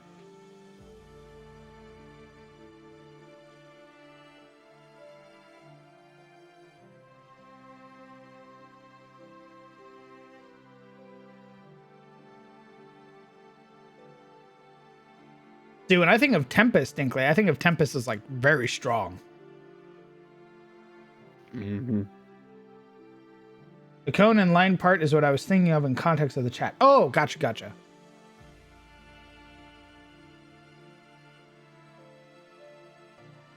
It's all good, brother.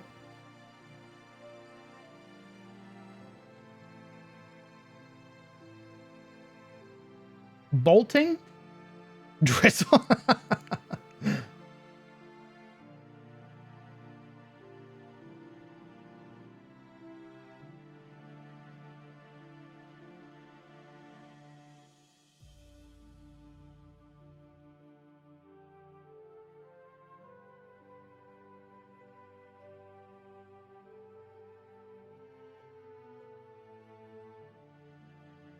We could do squall. Hey! Resper and I, great minds think alike. Mm-hmm.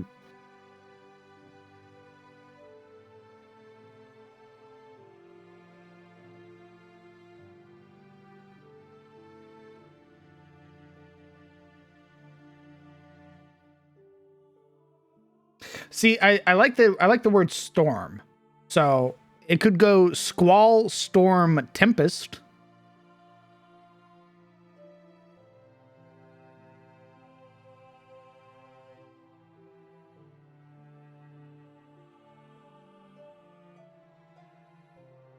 Gust?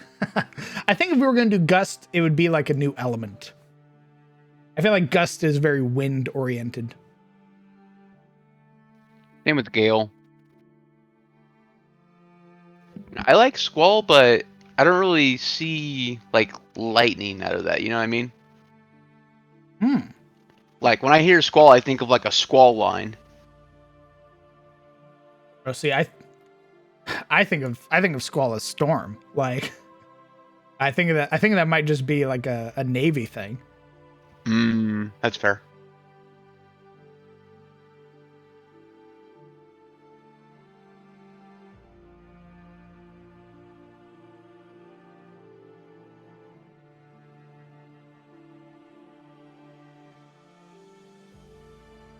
Yeah, Gale does have a feel of like more continuous attacks. I do like that, where it does like something continuously.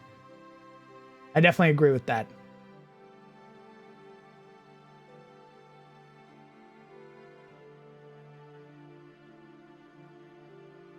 Lightning Storm Tempest? Rumbling Thunder Sparking? Oh, Rumbling might be good. Rumbling might be good. Yeah, I like that. It has a good ring to it. Although I wonder if Rumbling should be used for thunder. Because there is like the thunder damage property that we can apply to weapons as well. Right. Isn't that force damage or something like that? No, thunder is its own type of damage. Oh, really? Interesting. Yeah. Like there's lightning, thunder, force, acid, fire, cold. I definitely like rumbling, but I definitely feel like rumbling should be the thunder weapon, the thunder enchantment.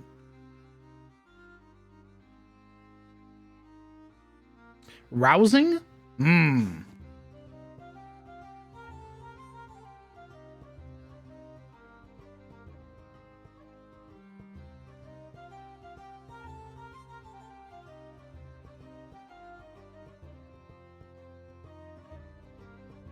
Let's see. Let's do wall. Ooh, stirring's good.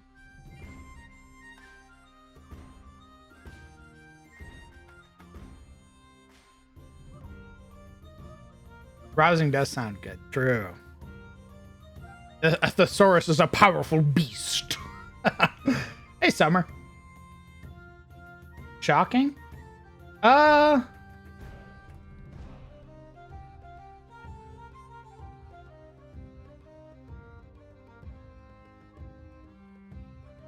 Give me a moment. Give me a moment. Second. Thank you, mods, for the shout out. Shocking. Rousing. All right. Mods. Charged? Ooh, charged is good. Charged longsword. All right, mods, I need you to make me a pole. We have 4 that I need you to make the pole for. Those.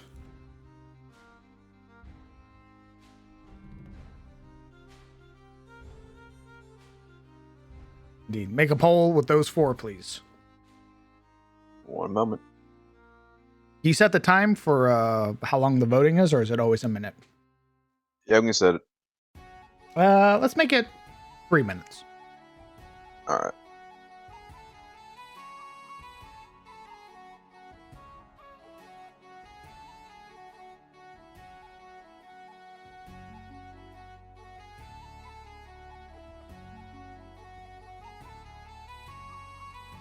Also, hello, Summer Foley. If you're just now tuning in, I'm currently going through the process of making some magic items, some lesser magic items or lesser enchantments. We currently have the Ember Longsword, which is a lesser version of a burning longsword, right? It does an additional 1d4 fire damage. If you crit, you cause the creature to burn, and while you are wielding it, you gain resistance 5 to any fire damage dealt to you. So if you take 8 points of fire damage and you have resistance 5, you instead take 3 points of fire damage. What was up? Thank you very much. Vote. Go forth and vote, my friends.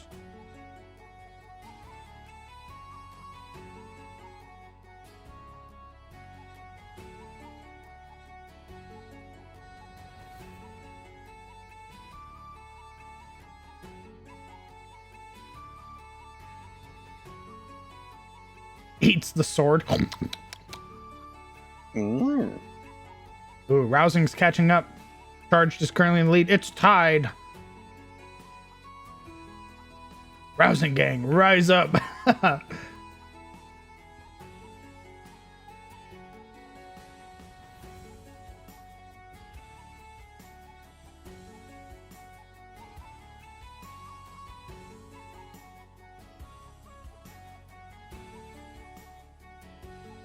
It's tied currently. An interesting deadlock. 2828. Vote, my friends. Vote, those in chat. Naming of the weapon type for dealing lightning damage.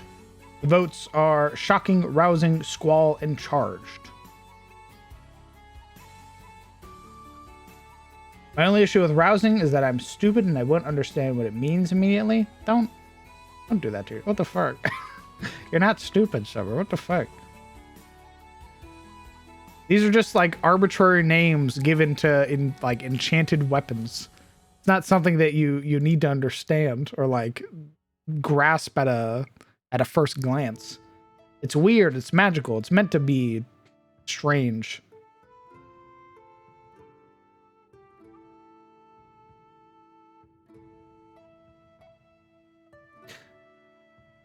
Since honey is a construct, is it possible for them to get magic enchantments? Oh, like carved into them? Yeah.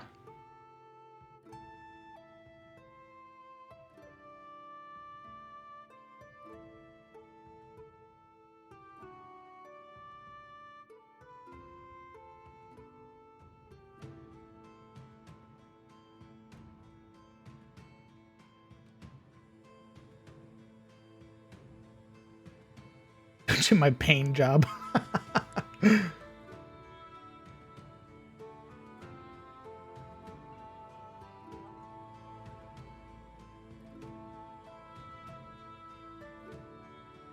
Only a couple seconds left. Cast your vote if you haven't already.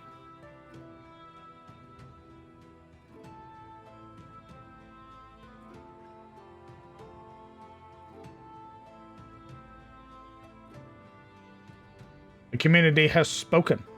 Charged. Charged is cool. I like charged.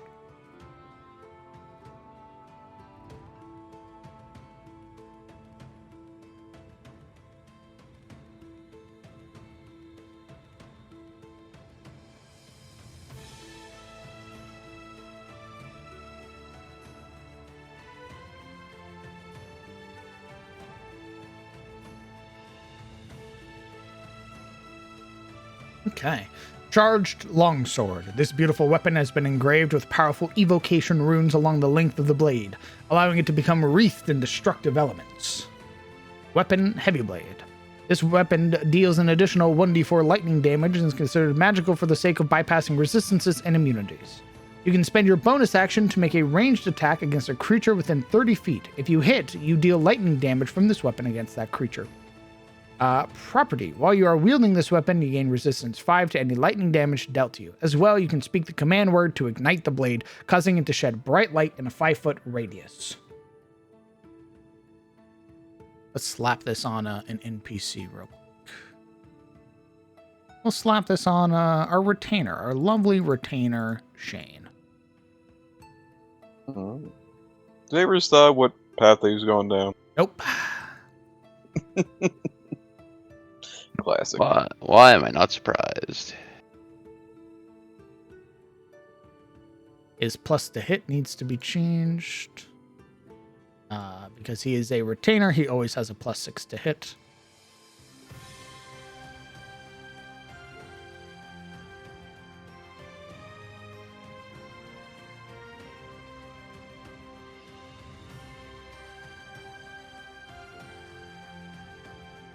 Okay.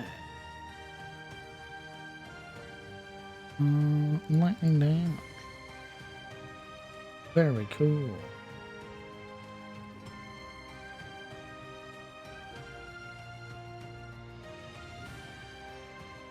D1d4, yep. And then there's the versatile grip. All right. Swings with his charged longsword, dealing 8 points of slashing, 2 points of lightning damage. 10 points.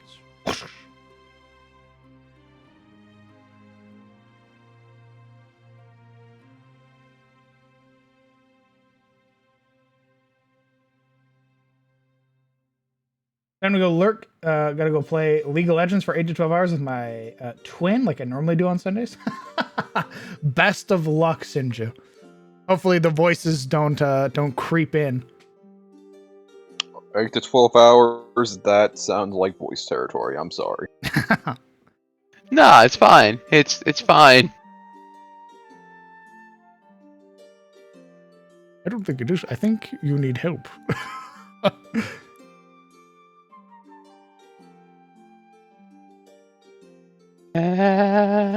ADC and support main, by the way.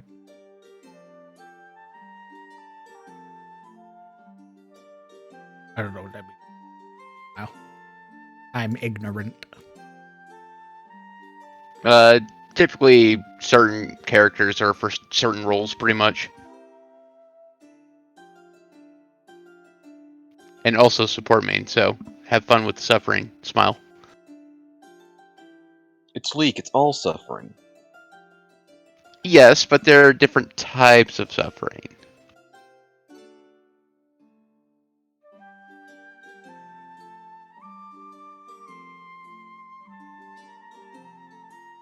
What's next? Cold? Yes, the rhyme longsword.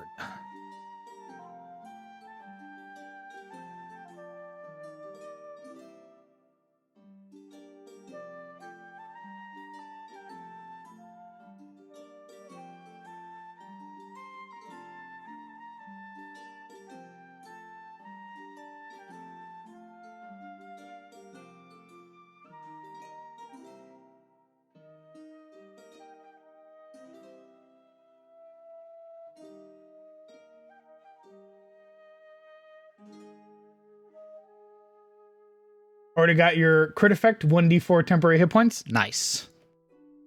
I like that.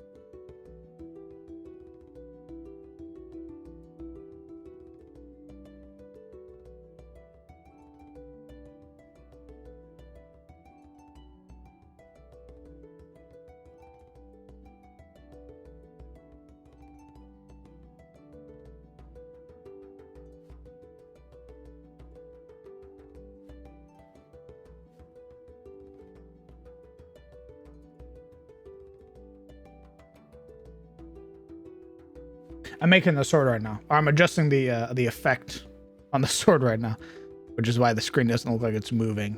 So give me a moment. Mm-hmm.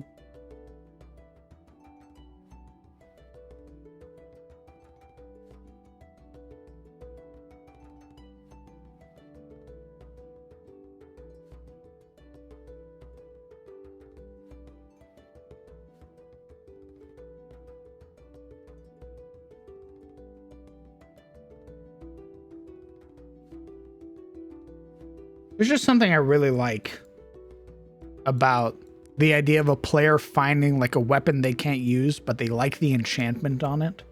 So they go and they break it down and apply that enchantment to the weapon they do like. Yeah, it's pretty cool.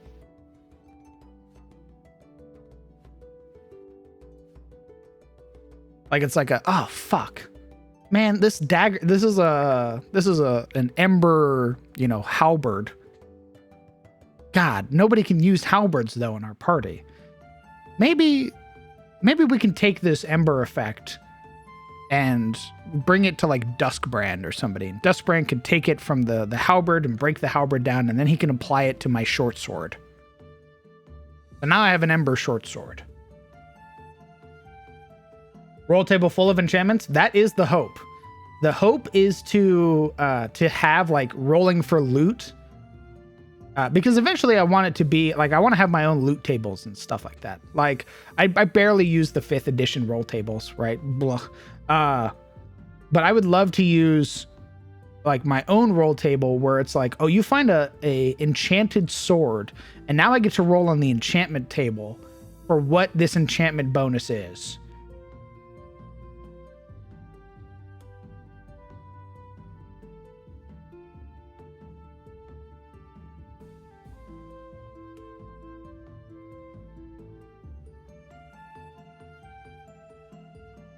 Enchantments are fun and all, but when do we start making cursed weapons?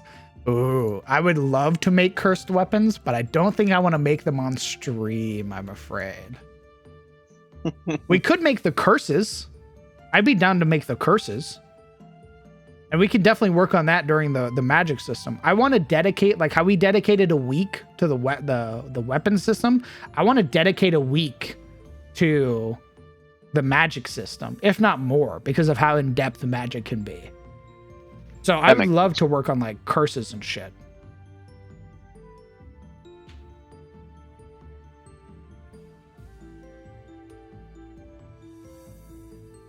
Like, I love, like, even simple curses like Minecraft weapon curses, like the curse of vanishing is such a unique curse.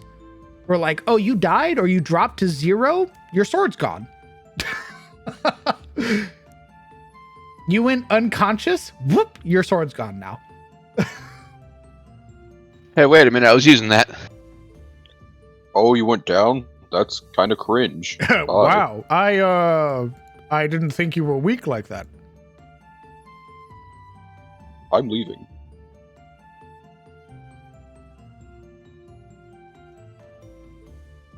Yeah, you roll a nat 1 and the sword disappears from your hand and appears in your opponent's hand. What? I think that'd be funny.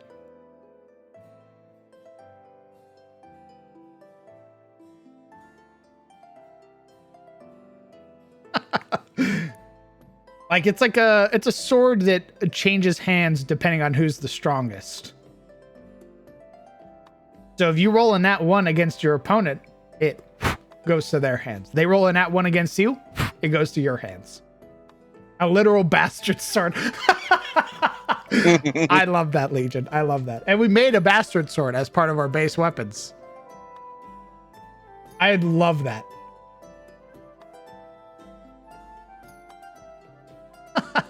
You roll a nat 1, it goes to the person who you missed with. You're playing hot potato? Exactly.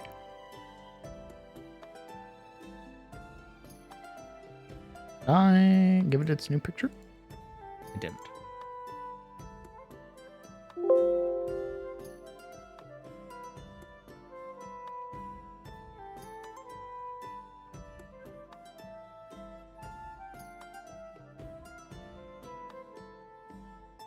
Imagine watching that play out with the sword bamfing between two dudes for a couple rounds. Hilarious. Agreed. That shit would be so fucking funny. Where even the bad guy's surprised, like it bamfs into his hands for the first time, and he's like, "What the fuck? Did you give me this?" Oh. And he's like, "No." What? Well, I'm going to use it now, so, Thank you. Swings. Alright, question. What would happen if they're two-handing a weapon, though? Two-handing? What do you mean? Like, say they have a battle axe. Oh, now they're wielding two weapons. Oh, fuck. A third dude appears. Now mine. Yeah, I can definitely see it like a creature has it, where they've been trying desperately to keep it to themselves. Almost like the Golem situation, right? Where like he lost the ring because the ring chose was it Bilbo? No, Frodo. No, Bilbo.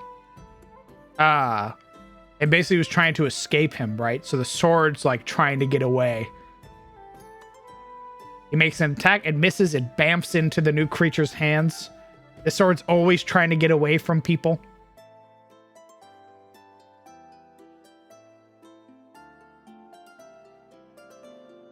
There should be a secret properties that only show up when they hit their specific requirements. Ooh. Oh, I've done that already, Legion. I did that with Honor's Call. Honor's Call, it had a unique property that Blake needed to basically sacrifice himself.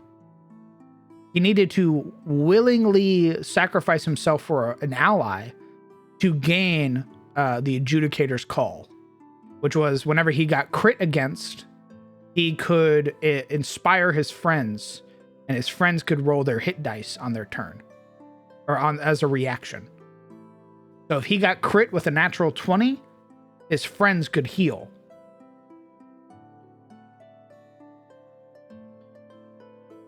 I'm totally down to do more stuff like that. 100%.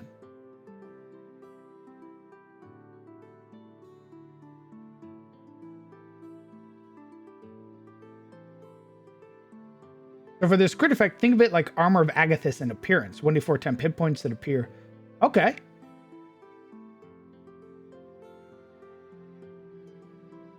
Do they roll a new d4, or do they use the weapons 1d4 that they rolled?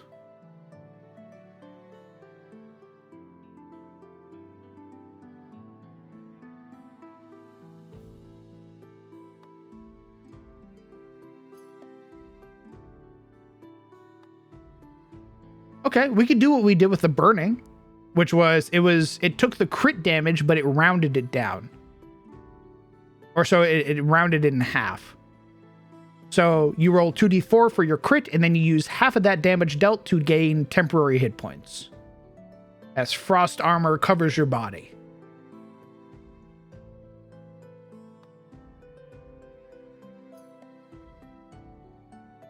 Sick. I like that.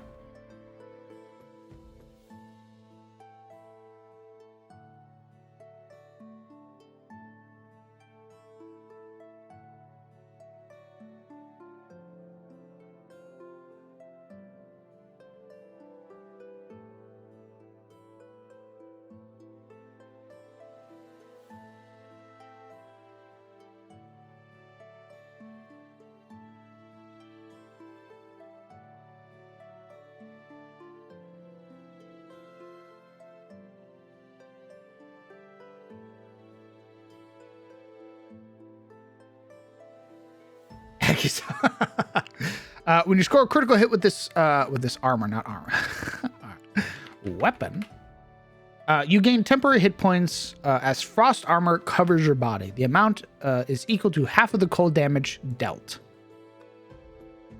So let's do a hypothetical. They score a critical hit. They roll the 2d4 for their ice damage, 5. So they would gain 3 temporary hit points as this thin sort of shielding of ice armor covers their leather clothing.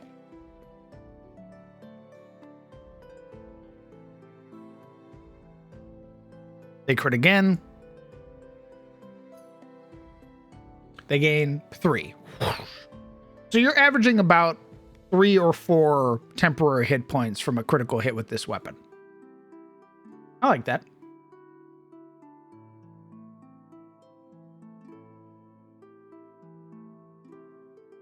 It's not insane, but in a pinch, 3 to 4 temporary hit points is fucking huge.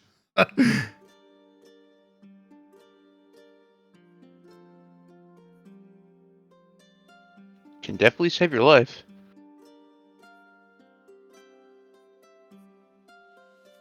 Not only that, but that also helps alleviate some of the stress off the healer, just because they have a way of upping their own health. Exactly. It's a little bit of mitigation on the DPS's side.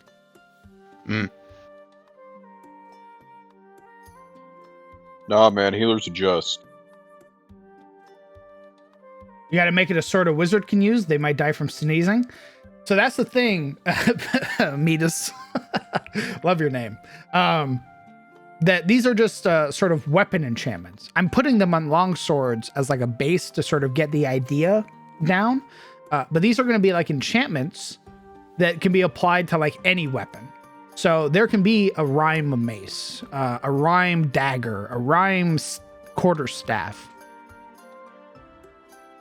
Something that wizards can eventually use, clerics. Eventually every class will be able to have a rhyme weapon.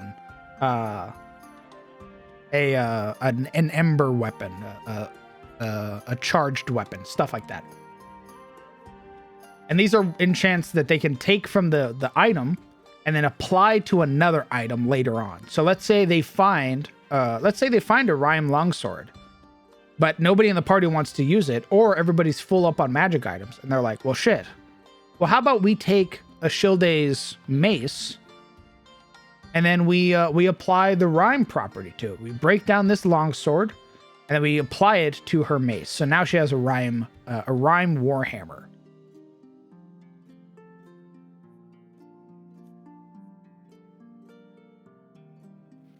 What about in the situation that they're already using a magic weapon? Like if Silura wanted to put another enchantment on her Zweihander. Ooh.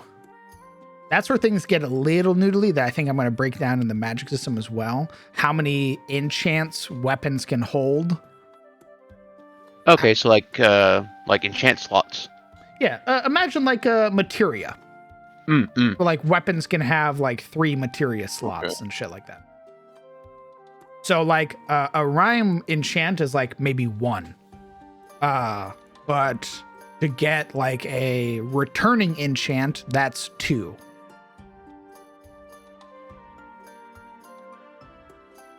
Weight system would help a lot with this.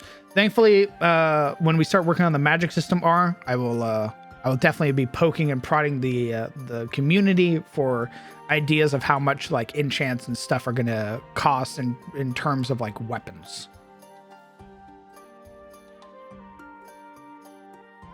It's like gem slots on the weapon, exactly.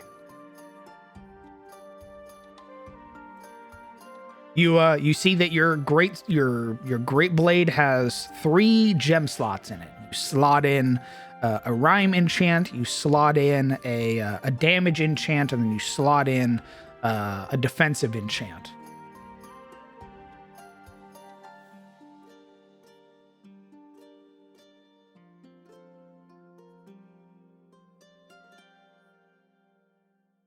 I'm changing for each 6 levels of plusage into 6 levels of power.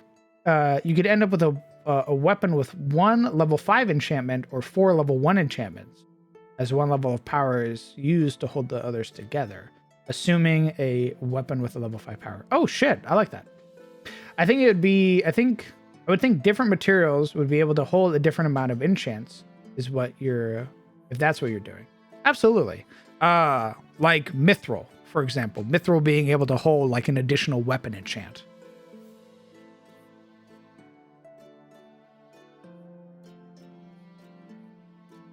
Speaking of gems, I watched an anime about gem girls called Oseki no Kuni. Pretty fun, recommended. Cool. Also, Crown, do you guys get the chance to see the D&D movie yet? No, we are saving that for when everybody gets here together. We're saving that for when Sizzle shows up for his birthday, when Necro shows up, and when Uzu shows up, and Razi. Yeah, we're getting a bunch of the homies together for the end of the month. Nice. And Mama wants to throw like a whole sort of themed birthday party for Sizzle. So we're gonna go see the D&D movie and stuff.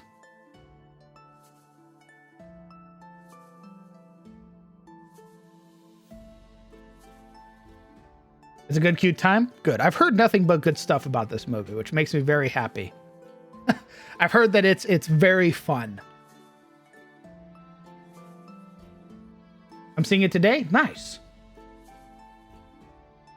My first movie in the theater in 3 years. I mean, that's understandable. That does make sense. Given the state of the world. Yeah. Let's see, we got Ember, we got Charged, we got Rhyme. What was the other trinkets I've made? Ooh, we could do Necrosis. Ooh. Everyone thought it was going to be Garbo, and my parents, who know nothing about D&D, had a great time. So I'd say it tuned out well. Holy shit, that's awesome. What about adding a little fun, dark / risk reward where you can add more enchantments, but it costs some lives as a chance the weapon can curse. Some lives and a chance the weapon can be cursed on a roll. The dilemma of using blood magic to make a god slayer or a strong curse sword for too much greed. Ooh, that could be fun. It would just come out of a pandemic? Yes. Dumb suggestion, but maybe we have a small roll table of minor curses as a caveat? I think we can work on that as well, Legion. Definitely. I think that'd be a lot of fun to make minor curses and make the actual curses.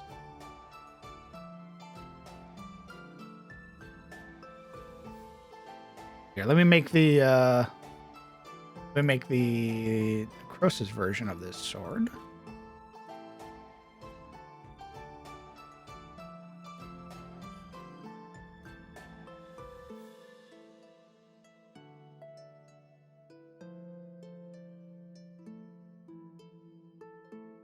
Minor curses could give slots. Ooh, you know what that reminds me of? That reminds me of Shadowrun, where like if you take negative quirks, you get more slots for positive quirks.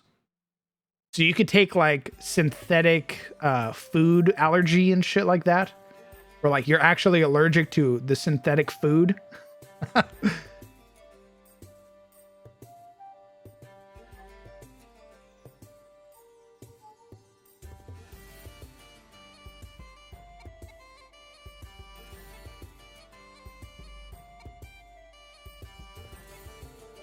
Oh yeah, the D&D movie would be the Trojan horse to get people to start playing D&D. That's good.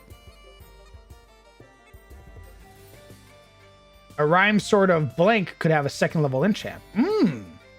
First Blood Gems and Bloodborne. Good old Shadowrun 2E was my first RPG. For a crit necrotic enchant, let it get Bane the target for a round. Ooh, that could be fun. Bane is what's that? That's a disadvantage on attack rolls and stuff like that. Or no, it's like a D4, right? It's literally the opposite of bless. Nice, I like that. You better dress up for my birthday. I've already told Momo that if we're doing the whole thing, that I need a robe. I need like a DM robe because I already have the crown.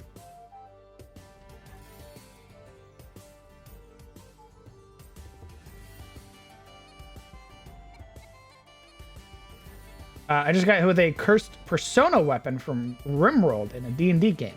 Seems fun and cool. Oh shit, you got a persona weapon? Holy fuck. Those things can be really clutch in Rimworld, or they can be fucking awful. Like a bloodthirsty persona weapon, which needs you to kill something every day. It wants blood. You got the bloodthirsty one. You need to kill shit with that weapon, or you start taking damage. You start going insane. God, I fucking love the persona weapons. The whole psionic shit from Rimworld is so good.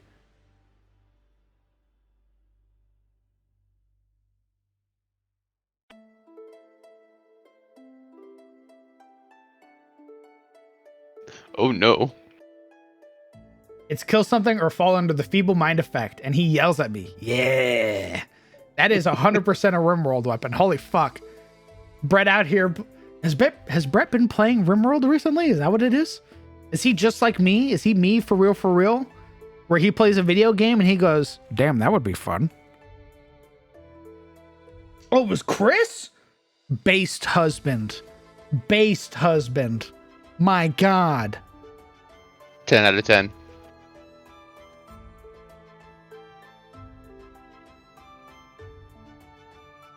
He's perfect. Around out here trying to spill steel husbands again.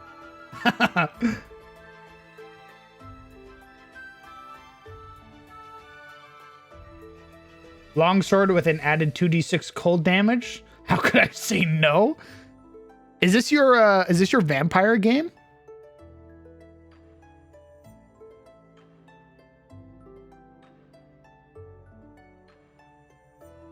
Yeah. Ooh, that's good. Such a good vampiric, like, such a good weapon in a vampire, like, setting, too.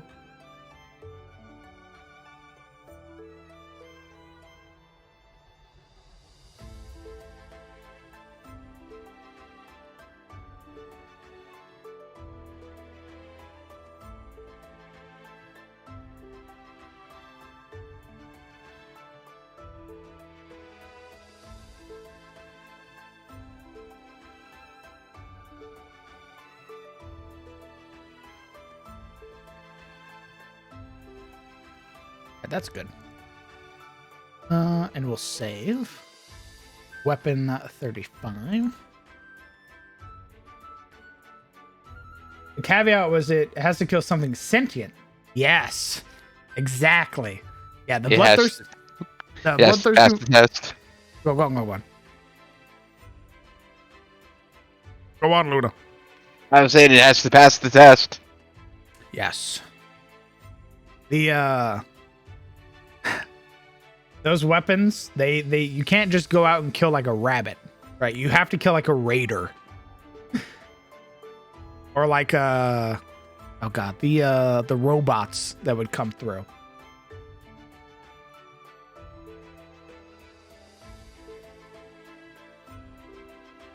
Some of these enchants are downright mean if you throw an assassin NPC at the party.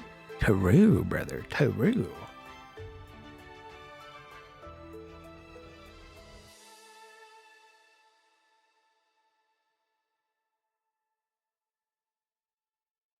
Gotta love it when the DM gives you the murder hobo sword, hands you the sword. Go forth, my child. Commit crime.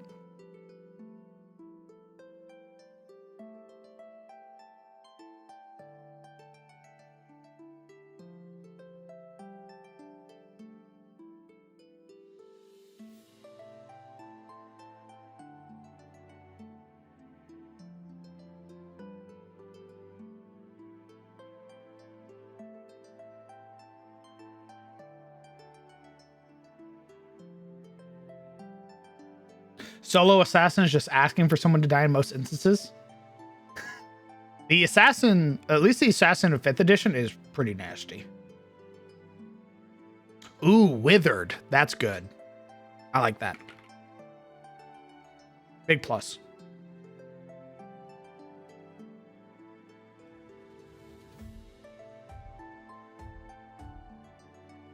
What day of the week and time would TOS likely be scheduled? It is going to be scheduled for the same exact time every Sunday. I believe 11 to 5. With the caveat that it will it'll end anywhere between 4 and 5 o'clock. So 5 being the absolute cutoff, 4 o'clock being generally the average cutoff.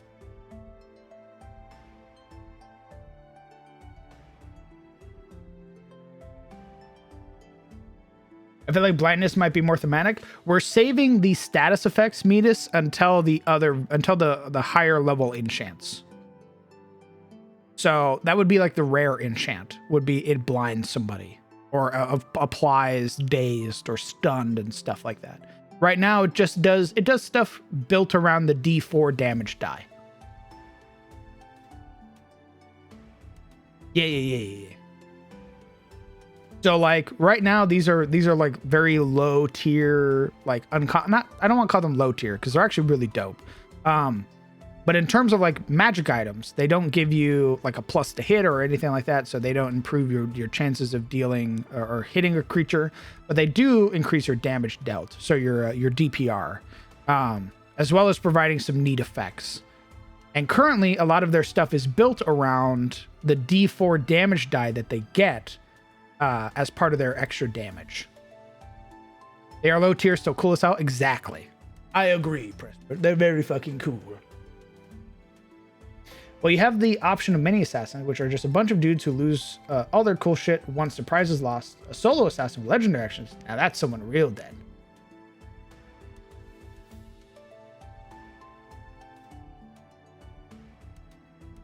I'd consider something like Bane on par with blindness. Ooh, I wouldn't. Blindness is disadvantage on all attack rolls, advantage on all attack rolls against you, and you can't do anything that requires sight. So you can't perceive, you can't cast spells that require sight of like a target.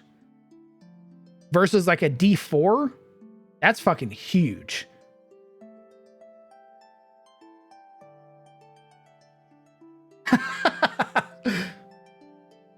Couchbound, thank you very much for the sub, brother. I appreciate that. Fuck ads. I'm sorry, man. That's Twitch taking ads into their own hands, I'm afraid. If I could, I would not run any ads.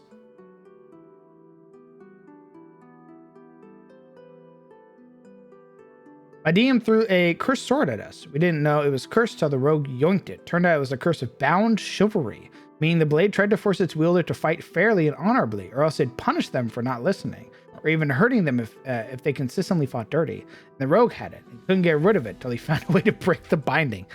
Fuck. Bound chivalry, huh? Oh, what's that? You want a backstab? I don't think so. That's not honorable. You're going to announce your presence.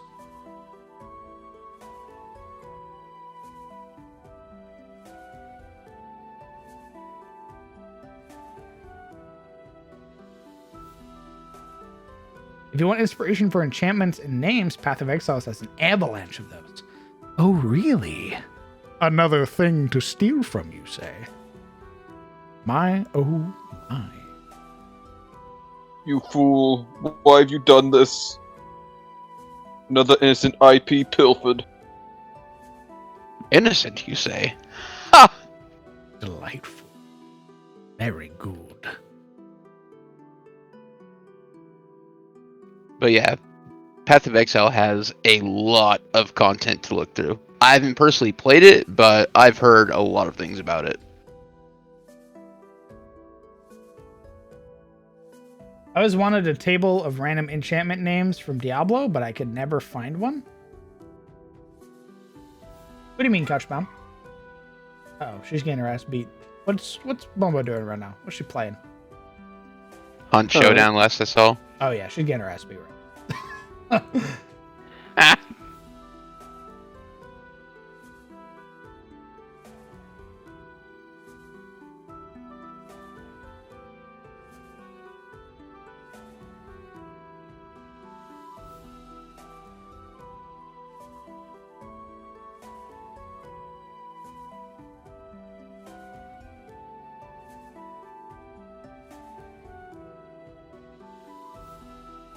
When you score a critical hit with this weapon, the creature suffers the effects of the Bane spell for 1 round.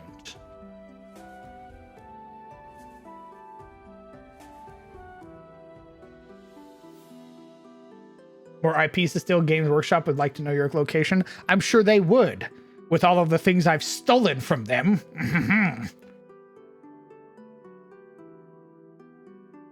Well, Diablo 3, you get hands called the Frightful Grip or a hat called the Hat. Oh, they're like naming conventions and stuff. I got you. I've been meaning to recommend the webcomic Kill 6 Billion Demons. It has this sword style that is simply called the Art of Cutting, which allows you to master a blade so completely that no matter how minor the edge, you can sever a mountaintop with it. Holy shit.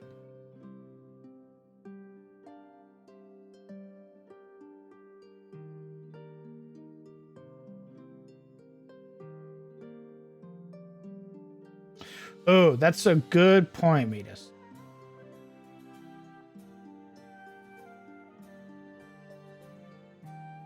Indeed, it is around, but are we ending it at the start of the wielder's turn or at the end of the creature's turn?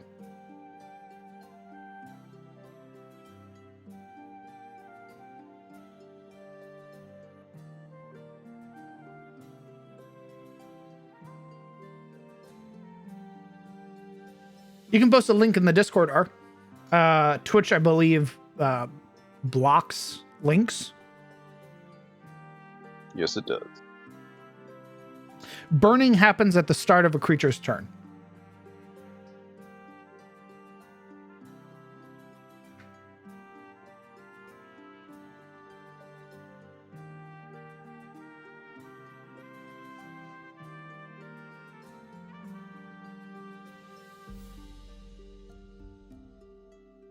I'm fine with making it until the wielder's next turn. Yeah, till start of wielder's next turn. I'm totally fine with that. You hit, they're affected with Bane. It'll go for a round until it gets back to your turn, and then the Bane effect will end on that creature. I think that's cool. So everybody gets a round of punishing that creature with the D4 on them, or the Bane effect on them.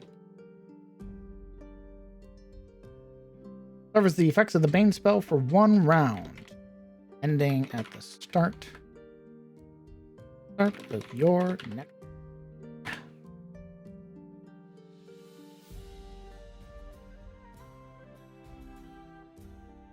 Because if the dude, exactly. I had a thought for selfish. Any effect you put on a creature that would last until the end of its or next turn. Writer.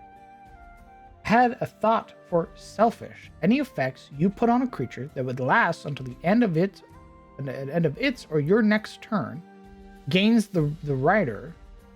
Only you can benefit from this effect.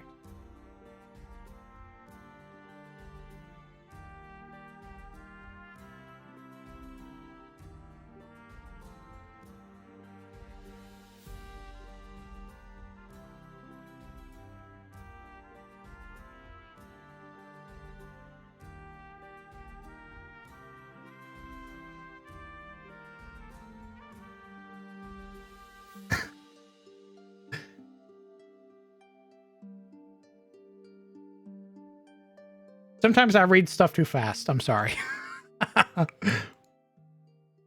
can do at spell Bane? Really? Like that? You lied. You're a fibber. No.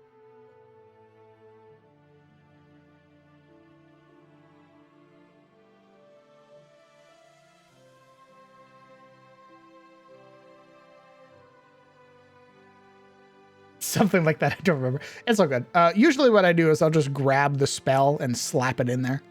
Ale.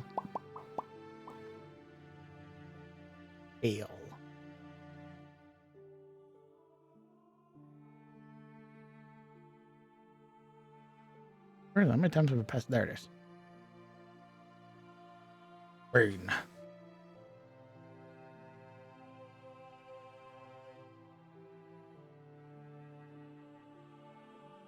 Oh my god. Boom.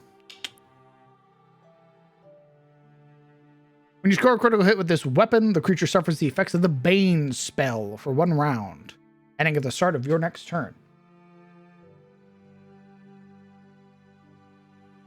Oh, the stress system. Okay, I thought that was a curse that you were trying to make, Couch.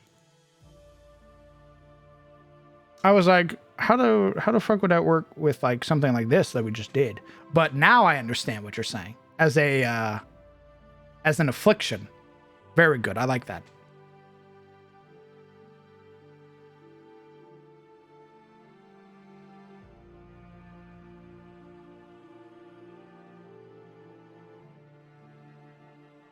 What would you categorize an enchantment such as? You are under the effect of Bless, but you take the number rolled as hit point damage for each successful attack?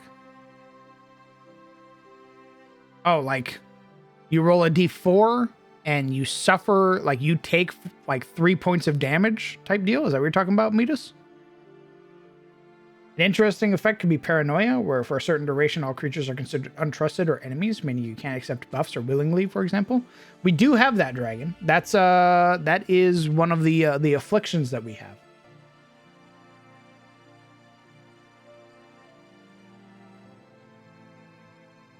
May want to knock out the blessed weapon as well, because it would give the wielder bless for a round. Fire and ice enchants essentially have similar effects, but are the in.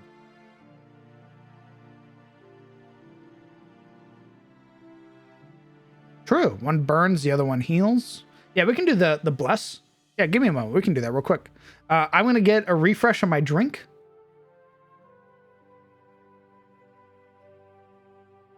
Yeah, like you get a permanent +4 plus d4, but you take the number rolled for the d4 as damage. Ooh. That could be a very interesting curse.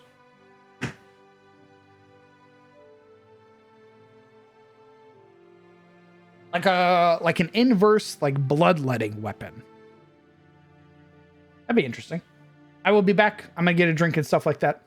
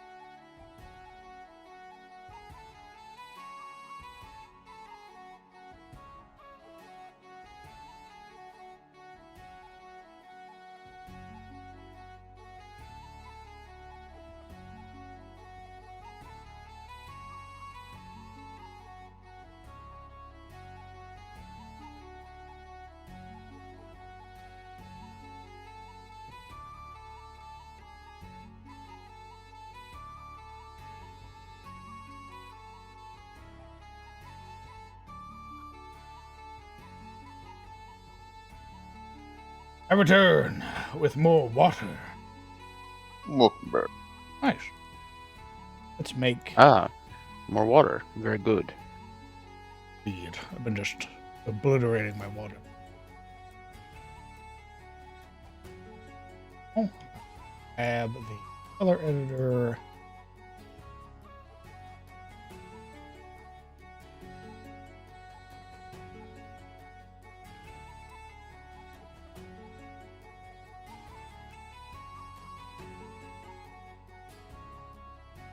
Got an idea for a fun, not too great, but a much wanted effect. Oh yeah? He's hydrating. Hey, Element. He's doing it. The son of a bitch is doing it.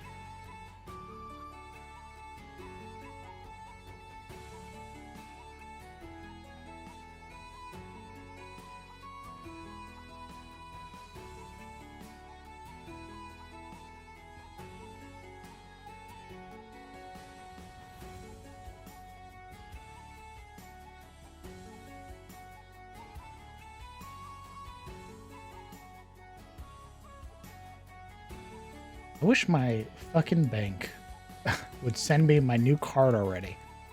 I want tacos. I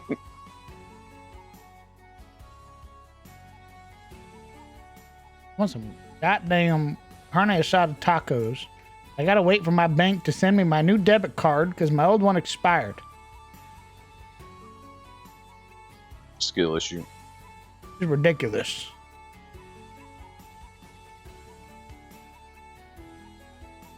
Water, Unas or Rogue Energy. I need to get more Rogue. I drank through all of it. Well, if I got a deal for you, when you use code CROWN to order, you can get 20% off your purchase. Hooray! I get a special code for me. My own code that gives me more. Wow. Privileges of being a partner, baby. Also, Woo. I need to speak to folks because apparently I get a free tub of my choice. Ooh. Wow. Fortune's favor. On a critical hit, 1d4 plus 5 gold pours from the creature's wounds. That sounds horrifying. Holy fuck, that sounds horrifying. A whole new Sounds meaning to cool, the term but blood horrifying. buddy. Could you imagine actually- being that monster where your wound just starts just producing gold?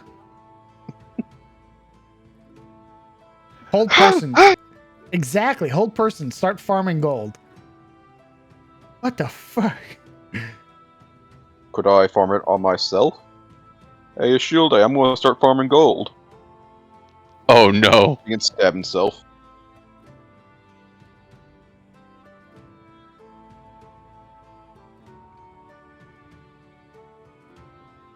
No, at a shop like, oh, I need a little more. Hold on 1 second. Hey, Snowben. The goose didn't lay a golden egg. It bled the darned thing. Time to find out if you're worth your weight in gold. The world's most fucked up gold vein. Now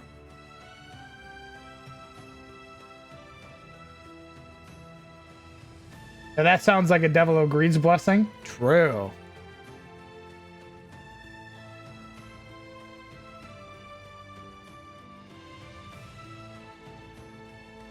Yeah, like that's like a fucked up Midas touch.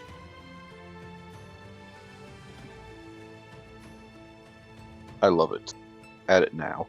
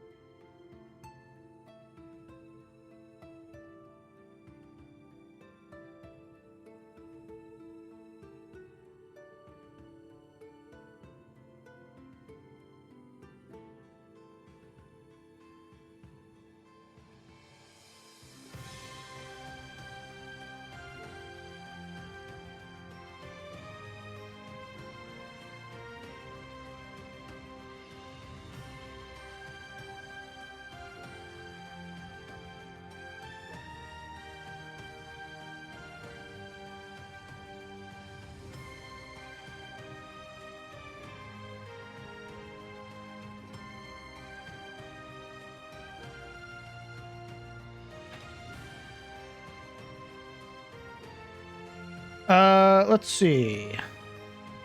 This weapon is considered. This weapon deals an additional 1d4 radiant damage. Is considered magical for the sake of bypassing resistance and immunities. When you score a critical hit with this weapon, you gain the effects of the Bless spell until the end of your next turn.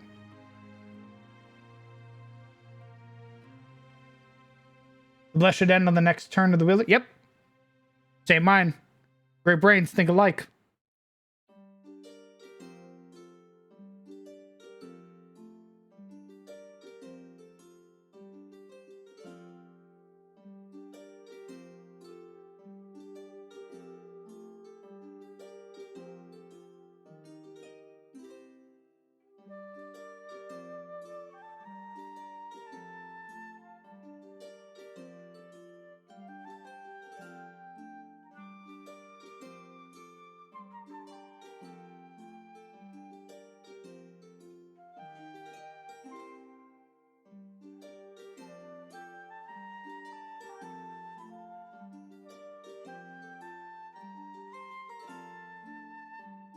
Tight.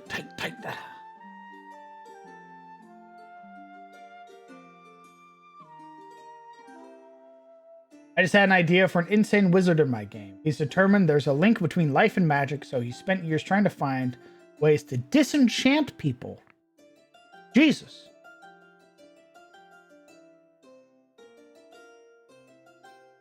Orphans going missing. Jesus Christ. Goddamn wizards. Pieces of shit. Not all wizards. Every wizard.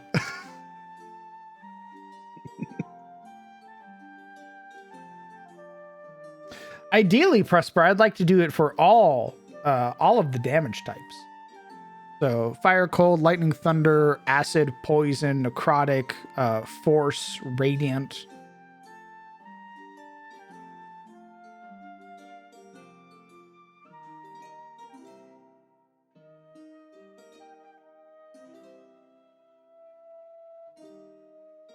So what if orphans go missing? Who's gonna get their parents? Jesus Christ, Metis.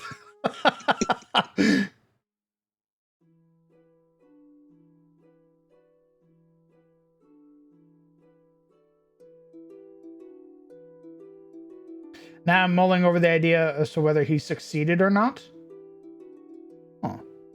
I mean, there's also nothing wrong with, like, they're just being insane people. Unless you want it to be like there's an actual connection between magic and the human soul. But he's only like, he's just going about it in such an insane backwards method that it's inhumane type deal. I have a thing for that as well. Sure, let's hear it, brother. I'm down to make the acid one real quick. I was happy with what we had made, but I'm down to work on some other ones.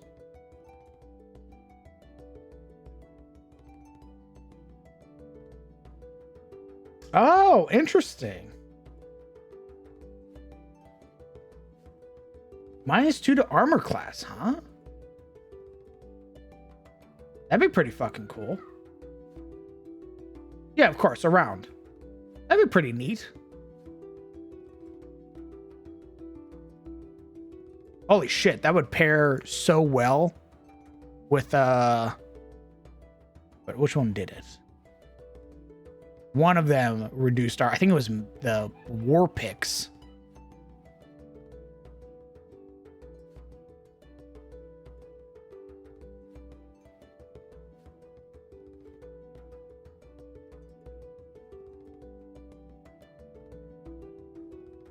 Was it war pick that destroyed? Oh no, I think it was hammer or mace. I think it was pick. Sure. Critical against a creature with a devastating attack. Your next second. No, that's the vulnerable one. Allows your friend to make the AOP. Deal double damage for any creature. I think it was hammer or maces. Yeah, hammer. Sundering strike. You score a critical hit. You temporarily sunder their armor class, reducing their PB until the end of their next turn. So imagine a hammer master with an acid weapon.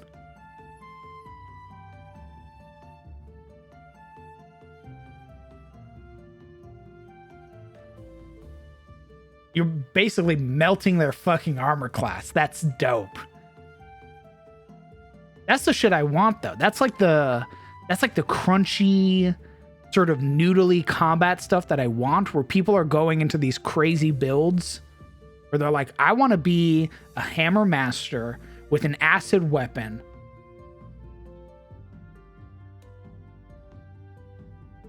Yeah, it's version 10's formatting. They need to adjust it. Apparently, they're making adjustments for it are in version 11.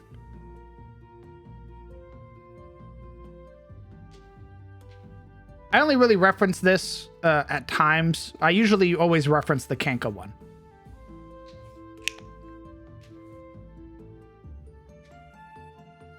Are these enchantments interchangeable? Yes, that is one of them. Is that they're able to be interchanged.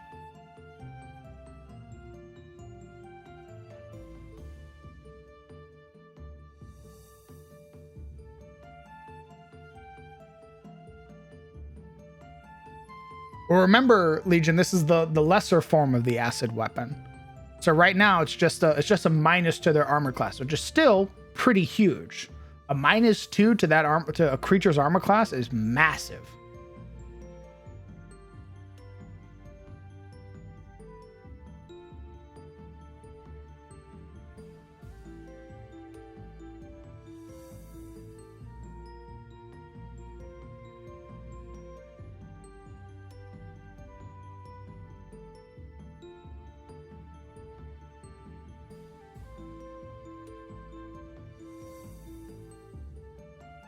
Good day, Mystic.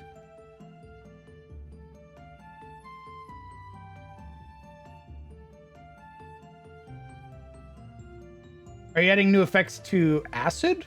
No, this would be for the enchanted weapon that we're making. Oop, don't do that.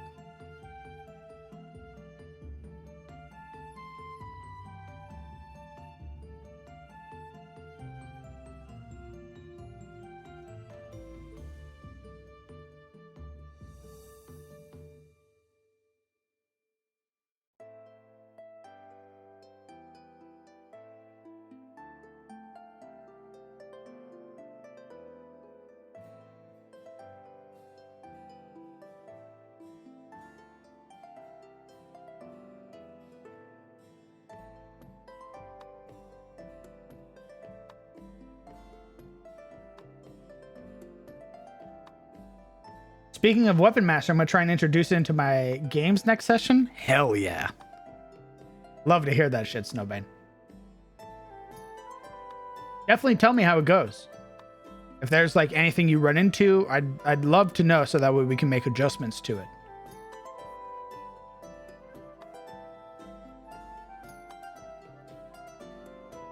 Maybe maybe it makes them do a wisdom save because their armor's getting eaten up in front of them.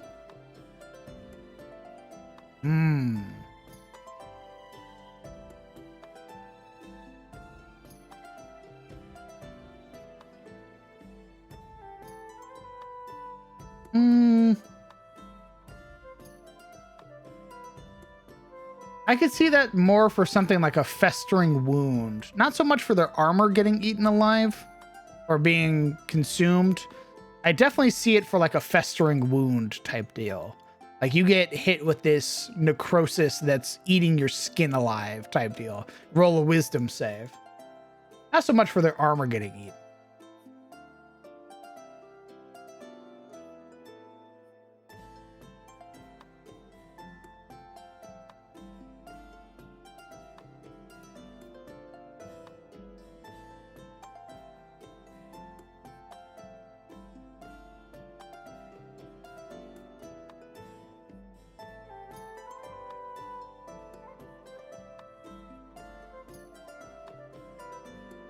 The object's touch, it's either metal armor or a metal shield being worn or carried. It takes permanent and cumulative minus penalty to AC offers.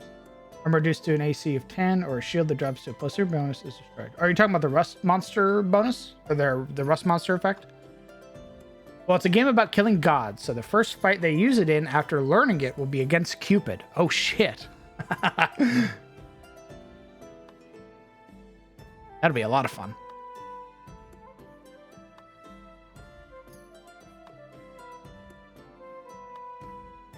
That's a good color for acid.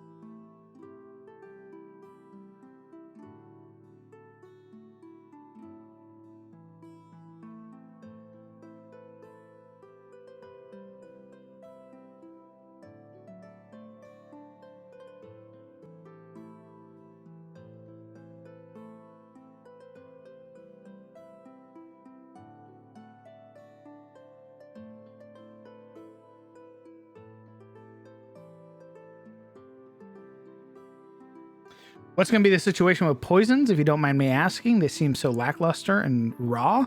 I'm going to do Blight for the poison one. So just how poison is going to do the Blight status effect. Just like how fire did burning.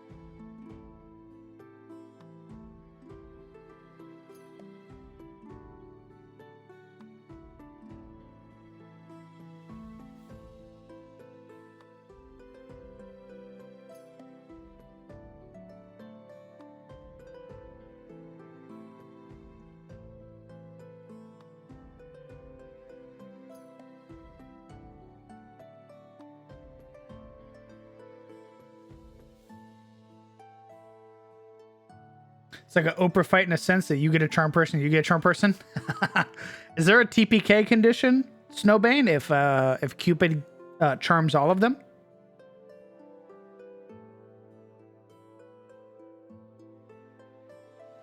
Doesn't gain benefit from armor bonuses until the start of the next turn. Doesn't gain the benefit of armor bonuses.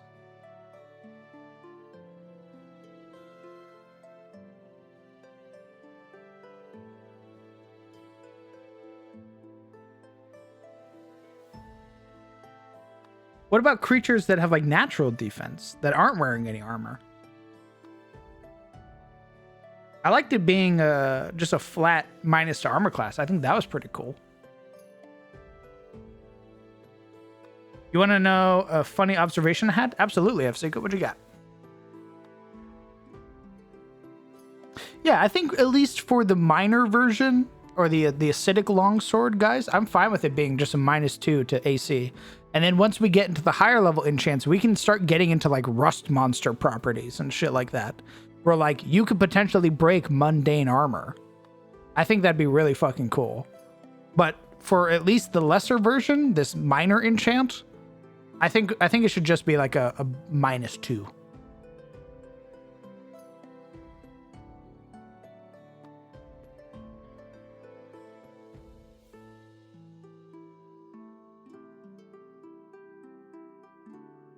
Well, fuck, I didn't think of something like that. It was just going to have the charm person, people walk into an area, then rain arrows down to them.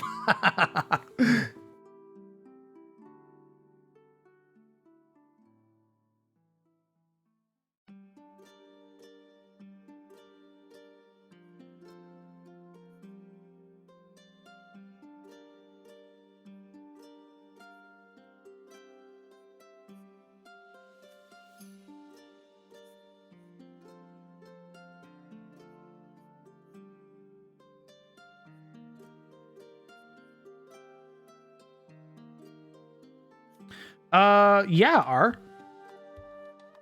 Because I do that already, where if a creature hits you with a status effect and a different creature hits you with a status effect, those status effects crit, or they stack.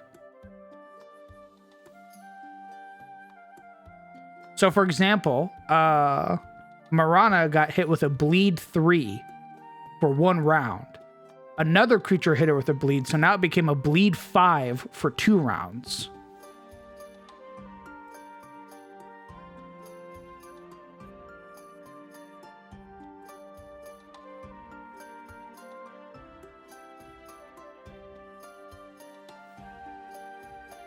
Crown making gelatinous cubes the ultimate powerhouse. You got it, baby. Gelatinous cube always wins. Become cube.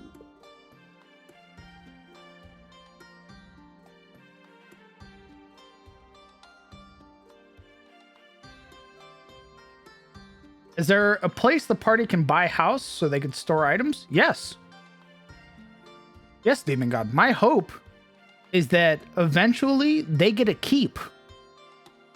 Like a full-fledged keep that they can flesh out and build and like add on to and like do a bunch of cool shit from. My hope is that they eventually get a keep. My hope is that they eventually upgrade the carriage. So it become like a DD2 style carriage. Where they can like store items on it and get benefits from being near the carriage or like storing magic items and shit. I think that'd be super fucking cool.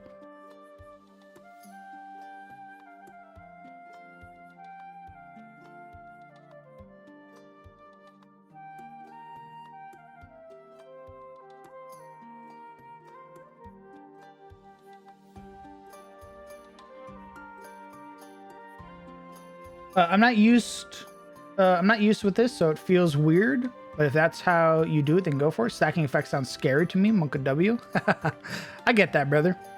I totally understand the sort of apprehension that comes with looking at a system like this. My hope is that by introducing these things, the players will be able to inflict these, and not just be suffering from it.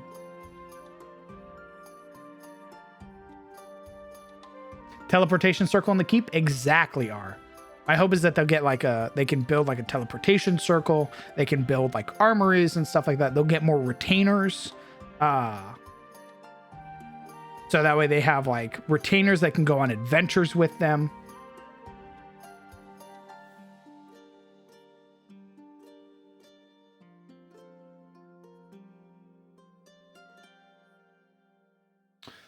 Oh. Give them a keen debuff? That'd be interesting. Where the number needed to crit becomes a 19? Ooh.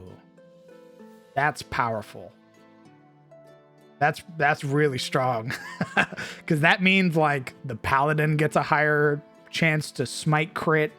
The rogue gets a higher chance to sneak attack crit. I feel like something like that should be an upgrade for the acid type.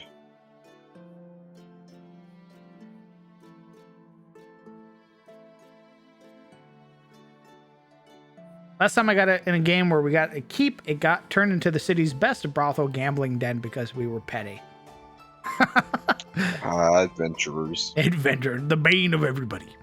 I always find it weird how some enemies have a weapon that deals 66 acid damage on a crit or something, but some DMs I've encountered won't let us pick that stuff up. I think the reason that is, at least because that's the assassin that you're talking about, Asa Job. The assassin has a weapon that deals 66 damage, acid damage on a crit. And the reason you can't pick that up is because those weapons are charged. Now, I will say you should be able to pick those up and put poison into them so that way they get the same effect. I don't think it's fair that you can't pick up weapon monster or like monster weapons. I think that's pretty ridiculous. I think you should be able to literally pick up anything that the monster is wielding. But I do agree that it shouldn't be 66 all the time. Like the assassin carries poison on them for the exact reason, because they charge their weapons. So they fill up their dagger, do 66. They fill up their dagger, do 66. They fill up their crossbow, 66. if you're fighting assassins and they're doing 66 every round, your dungeon master is trying to kill you.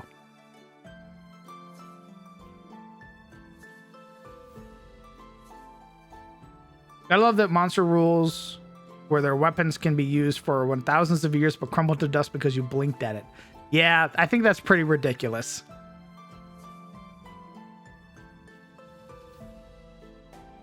You should be able to pick up the big bad evil guy's sword.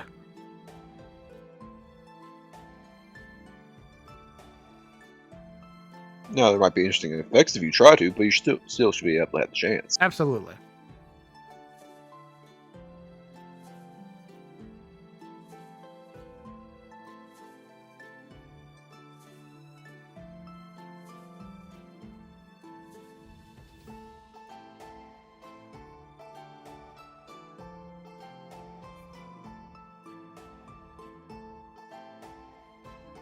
Never look at damage that monsters or creatures do as just properties of that weapon. It's a combination of both the weapon they are using as well as their own strength / expertise in using that weapon.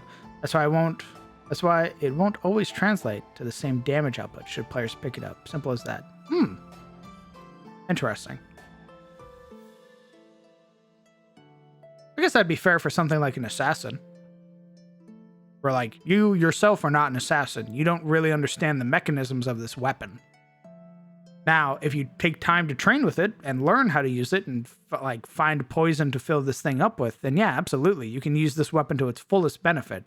But you, the fighter, don't really know how, assassination works. It's not really your wheelhouse.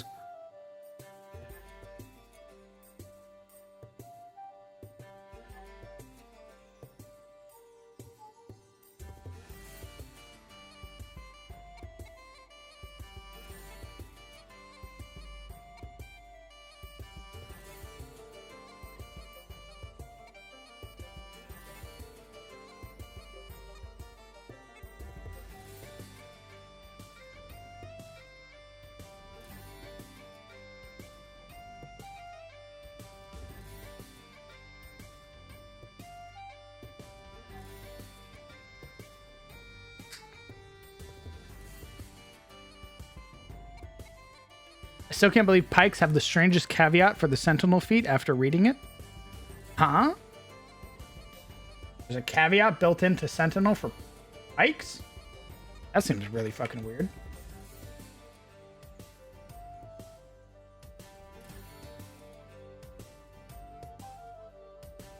Does it not... Do pikes not count for Sentinel?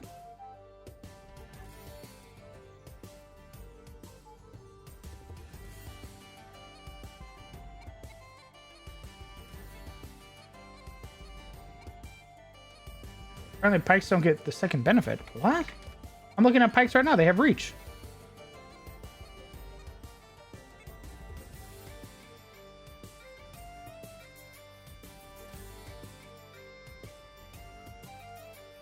Oh, okay.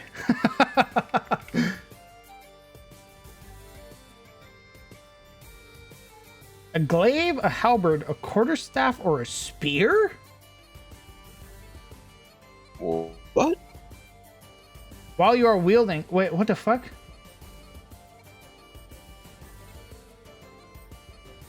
That's so weird. Okay, so it's... You can use... So for attacks of opportunity with Polar Master, you can use your pike. For your action, you do not get to make the D4 bludgeoning damage. That's really fucking bizarre. What? That's really bizarre. That's really weird. I don't like that. Ignore that now.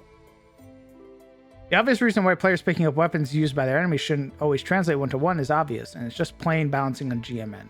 You want to challenge the players, and you as a GM don't follow the same rules as the players do. All damage GM creatures do is arbitrary and custom anyway. I mean, yeah, that is sort of the thing too. Like, if they pick up a heavy or a large monster's great axe, they're not going to be able to use it. They're not a large creature, so they don't get the benefits of the 2d12, right? As well as, like, monsters always have unique abilities and stuff like that, so you won't be doing the same damage. But they should be able to pick up monster weapons. Tell that to the Rune Knight. I mean, yes, Rune Knight is the obvious counter to that. The Rune Knight picks up the Oni's greatsword and starts dealing Oni damage. T. Their greatsword now does 4d6 instead of 2d6.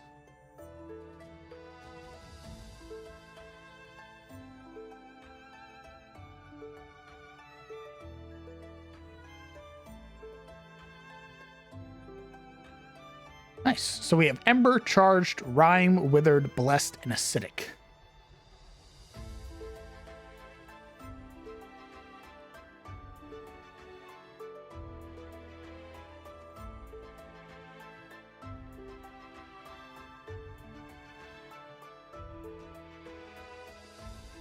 I thought I'd seen a sage advice that said Polearm Master works for all polearms.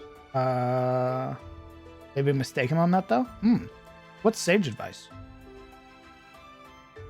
That like Dragon magazine type deal?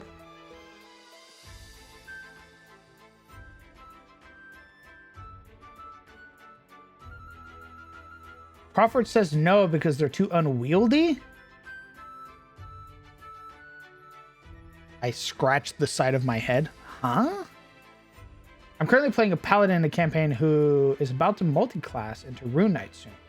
I already have access to armor that lets me become one size larger once per day. Now with Rune Knight, it's going to be 2 sizes larger. And we have someone in the party that can cast Enlarge Reduce. It's fun. Rune Knight is, again, Rune Knight and Echo Knight are amazing subclasses for fighter. And it's a shame that they're like really the only good choices for fighter. Like Battle Master's fine, but Battle Master should be the base. We've talked about this before. Like Battle Master should be the baseline fighter.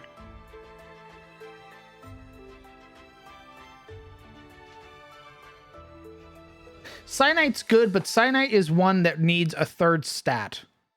And it's usually like a stat that fighters shouldn't give a fuck about. It's Impt. Like, what the fuck?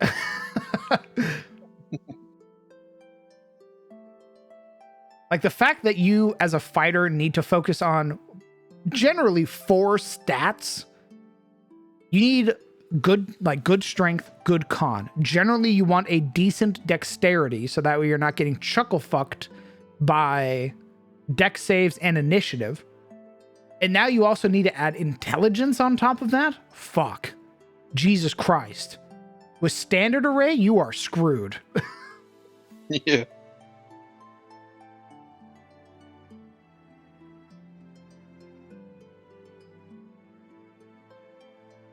There is the argument that you can just be a dex fighter, so strength, you have to focus on strength, but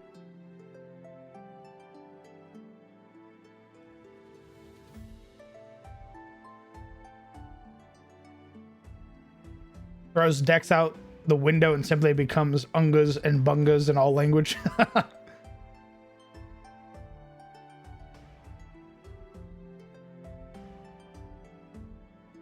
After hearing Chuckle Fucked, all I want is some actual clown enemies now.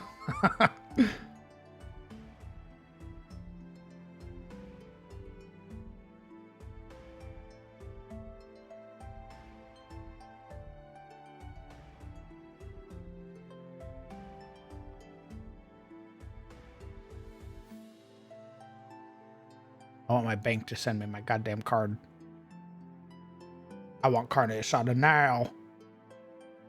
no.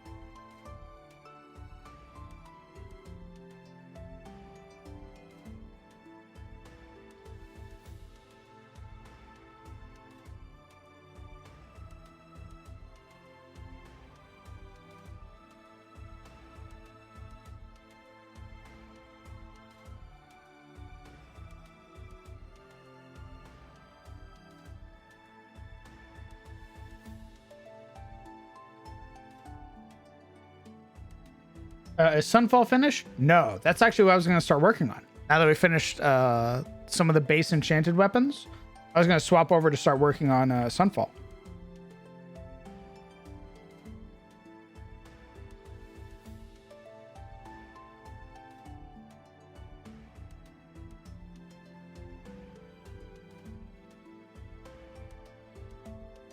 Sorry for swamping you down with enchants. Brother, you don't gotta apologize. That's literally what I wanted. Trust me, man, if I didn't want to be doing, if I wanted to just make the magic items I wanted, I wouldn't be reading chat.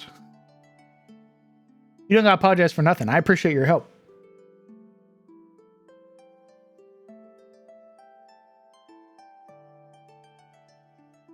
Give me a moment to get Incarnate all set up.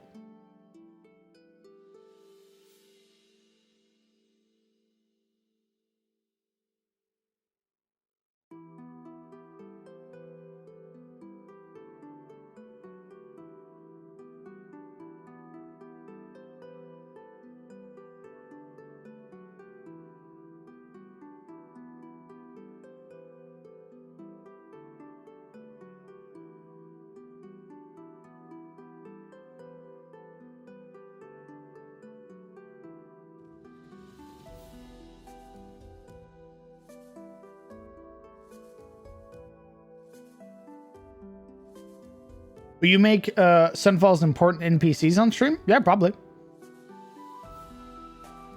Will there be some goof enchantments, though? Goofy enchantments? Good question.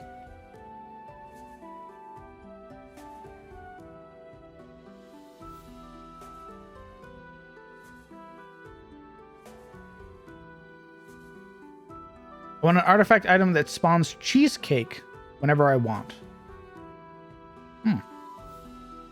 Okay.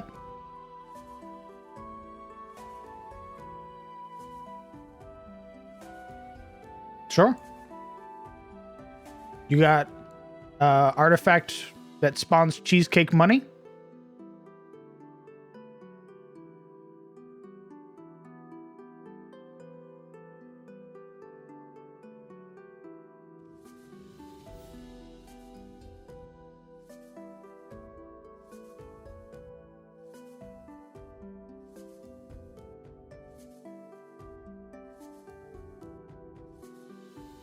Critical hit, the target gains the feeling of drenched socks. Ugh. Yeah. What the I don't fuck? like that.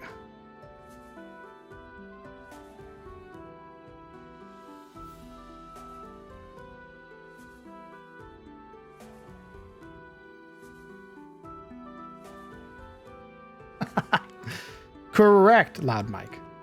Must be where prudes live? No, but it was built by people who very much favor aesthetics. That's why it has a lot of geometric cutouts.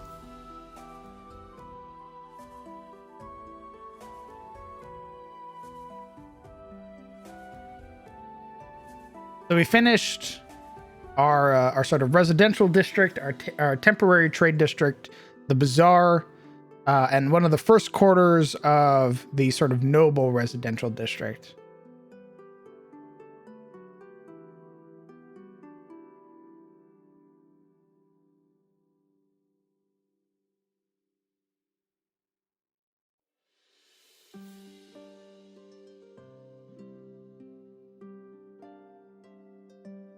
It's like a city Sid Meier would build with all this symmetry. I love it. This is the seat of the barony, Sunfall. This is where the Baron and his knight errants and all of his landed knights reside. Formerly in control of House Caladir, it now belongs to House Ashford. And Lord Geodric Drakeguard is the sworn vassal of House Ashford.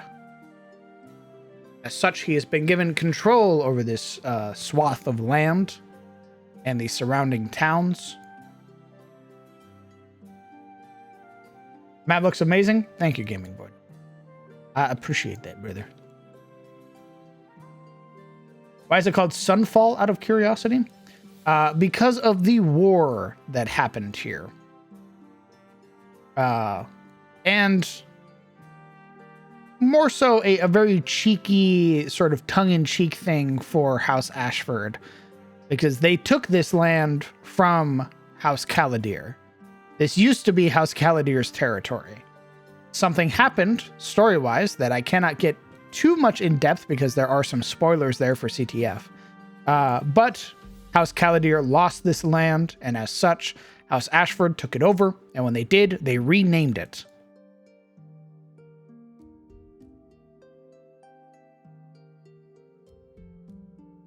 Caladir's symbol a sun? Yes. Something like the Prankster pack from Dragon Age Origins would be cool. A bag full of common magic items specifically made for your players to troll each other. Yeah, I like a lot of the common magic items, like the Wand of Smiling and stuff like that. I think that's pretty cool. That's off to you for making big city maps like these. It's a rare talent to have the skill and patience to make them happen and stick to it until completion. That's kind of you. I appreciate that, brother.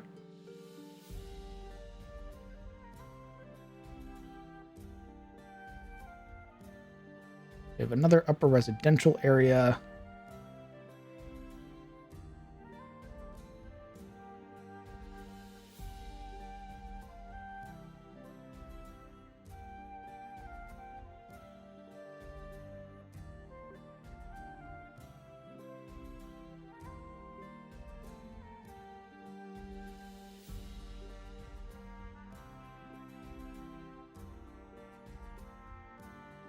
Be honest, how much are you letting Alaric back, not just because of party cohesion, but also because of his unreal TPS? If I was upset, like if I was actually upset about how much damage Call did, I'd have just killed Call. It's so much easier than just bringing back a player character to just kill him. Oh yeah, you're reckless attacking every time? Well, guess what? This monster, when it gets advantage, does 4 times its weapon damage die. Oh. DM, that feels like targeting. What? No. You just happen to open yourself up.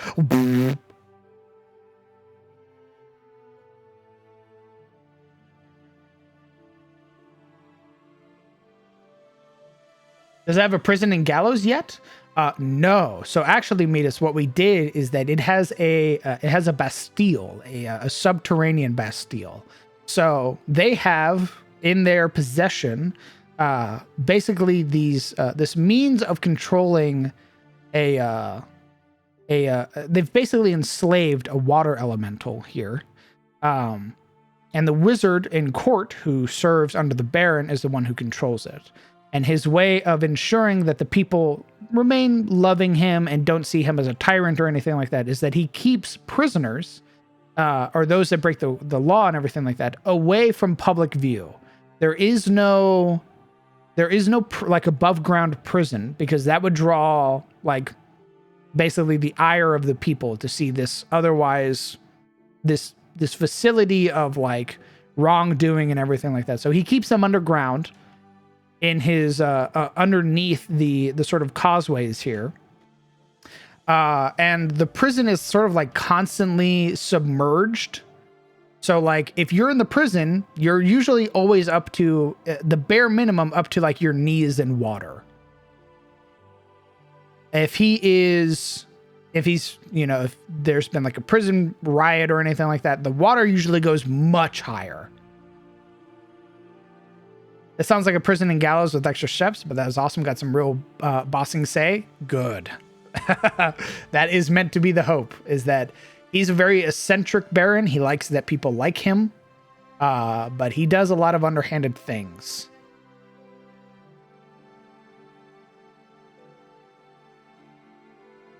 The elemental came from the time of Katarina? No. The elemental is recent.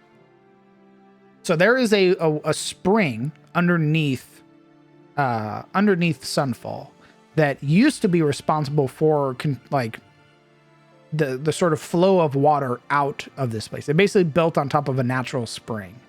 However, in recent times, the spring had begun to dry up. And as such, the various sort of ways that are carved throughout this place also began to dry up. So a lot of their means of transporting things via vessels and small boats and everything like that was sort of being pushed to the side. The Baron beseeched his wizard, and his wizard came up with the idea of enslaving a water elemental. Pulled one from the plane of elemental water, and basically enslaved it to servitude here in Sunfall. So now the spring is active again.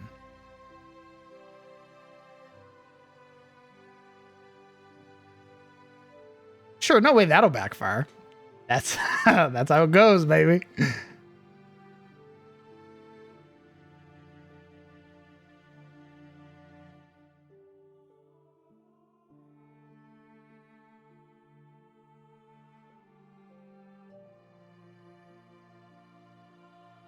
Did you ever get an idea? Did you ever have to deal with an artificer whose player had an engineering background yet? Because this setting sounds like the ultimate playground for them. I have not. I am incredibly thankful. I love my friends. None of them have engineering degrees or are smart enough to pursue one. Thank God. The last thing I need is for them to ask me a question that leads to them making a nuclear bomb.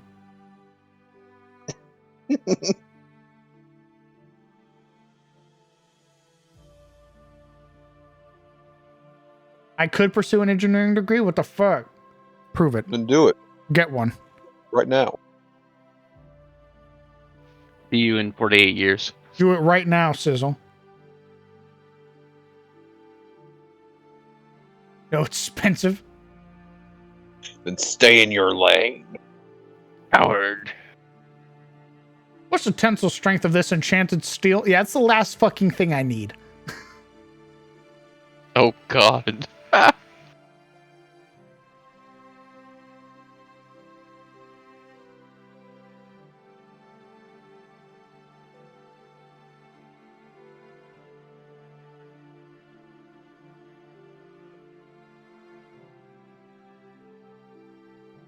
No, the questions that get asked are Dungeon Master, is the giant harpy lady single? That's all I have to worry about. See, then you have to ask which one.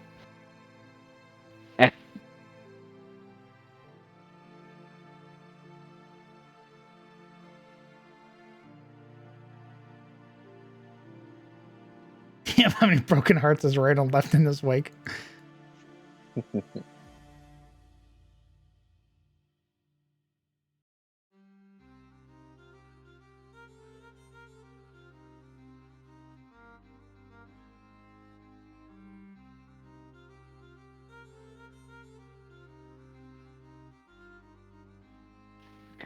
Yeah, honestly, for a second there, I thought she was going to be the one that took Reynolds' arm, and then that shit happened. I was like, oh, okay. Not where I thought this was going. Should have heard Momo. Momo was like in the kitchen during the break screaming. He was like, oh my God, imagine if he lost his arm because of some shit that he did. And their children got petrified, and that's why he learns how to make people not petrified anymore. But she can never forgive him. And I'm like, Momo, fucking Christ, stop.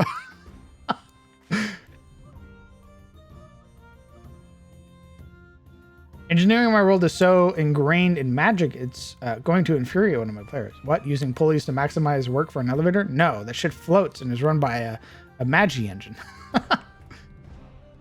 What's the God, what's that game that's all about like the conflict of magic and machinery?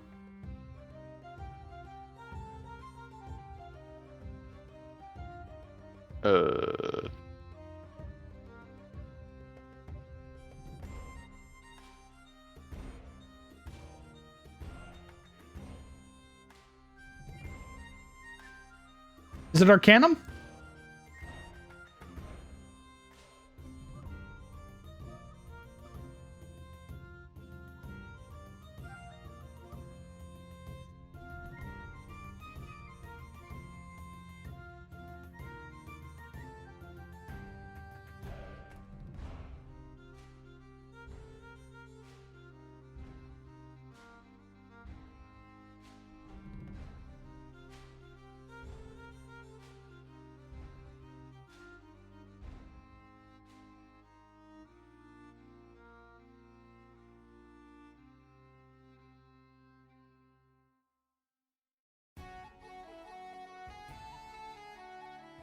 That's definitely the vibes I get from the idea of like yeah, magic is very much in cohesion with machinery, where like other systems are like, no, that shit's fucked.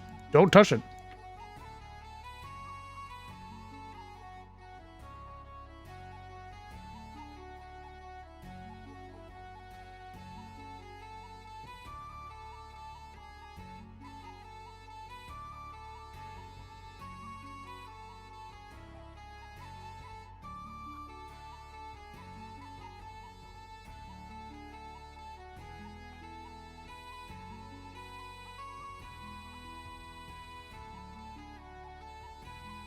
Arcanum of Steamworks and Magic Obscura.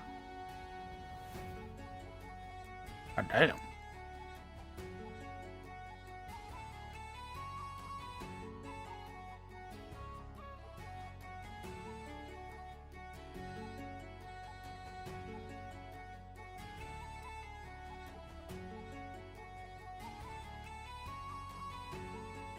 Are the gods going to be run-of-the-mill people, or are they going to be the twisted happy police?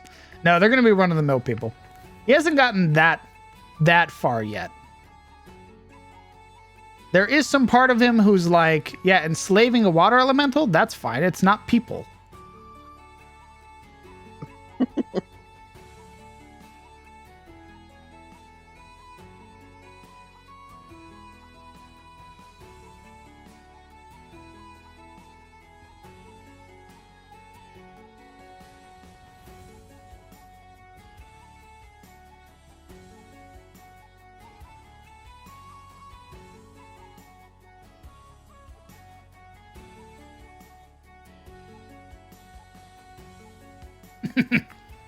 So that is a thing that we've discussed as well, is that he greatly hates the sort of layabouts, like those that just they take and they don't give anything to the city.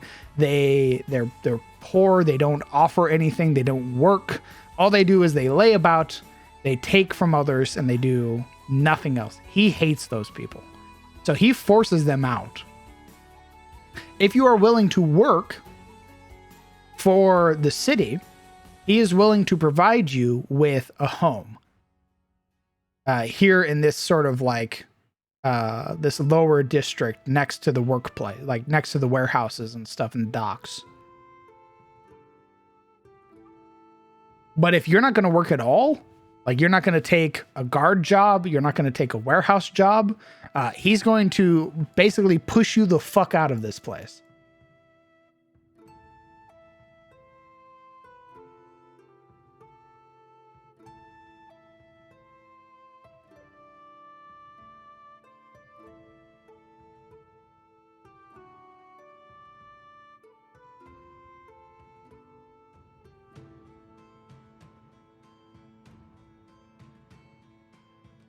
Sometimes I wish for a remaster of Arcanum with fresh paint, coat of paint and ironing out some super janky gameplay elements.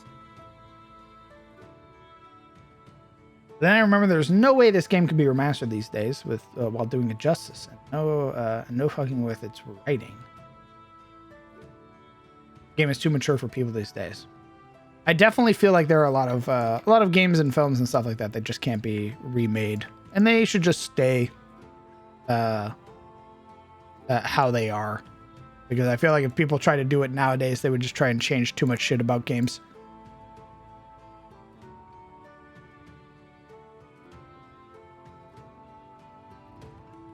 What happens if a skilled worker, say a blacksmith, loses their business due to market forces? Well, I think it would be up to the blacksmith, because the blacksmith could apply to become a guild member. They could try and work towards another store, things like that. He's not going to force you out just because you lost your job. But if you're doing nothing and you become like a vagrant who's like living in the streets and stuff like that, yeah, he's going to fucking push you out. But if you're trying, then yeah, he'll let you stay around.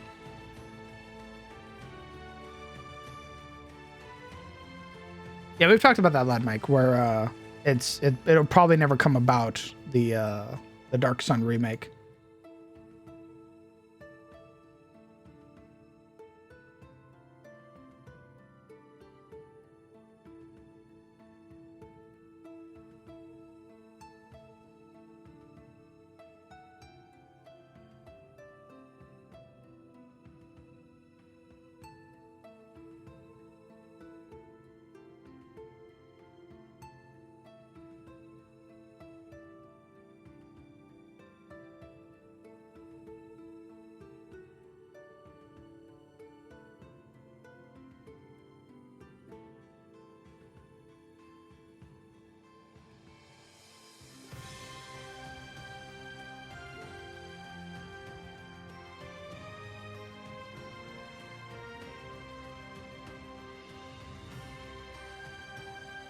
And the guilds for the traders help prop up and regulate their applicable markets. Indeed. So that's something we talked about as well, is that if you are a guild member and you fall into like hard times, the guild will take care of you.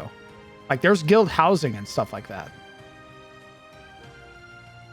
And not only that, the guilds will also take care of your family.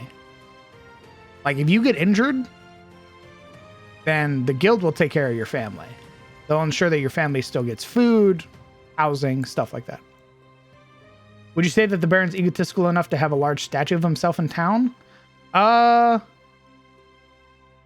He's so not a statue of himself. He hasn't made a statue of himself, but when he does tournaments, he competes in every tournament.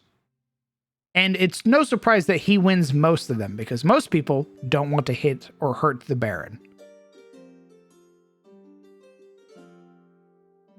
So in the recent tournament that they just had, which happened before the start of Sunfall, or the Tales of Sunfall, he competed in the tournament that was there, in the jousting tournaments and stuff, and he won.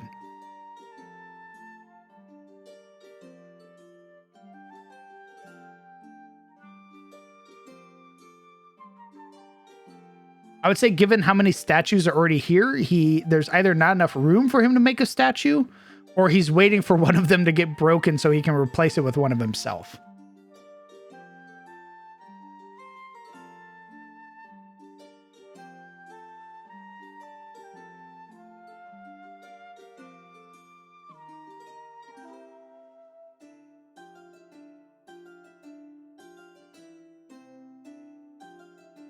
What I like most about these off-session streams are the ideas of bouncing off of everyone, which I have no shame saying I steal many of, and that I can be productive with fellow GMs. It's some of my favorite stuff is getting to do stream this content and make all of these maps and stuff, because this is free help for me.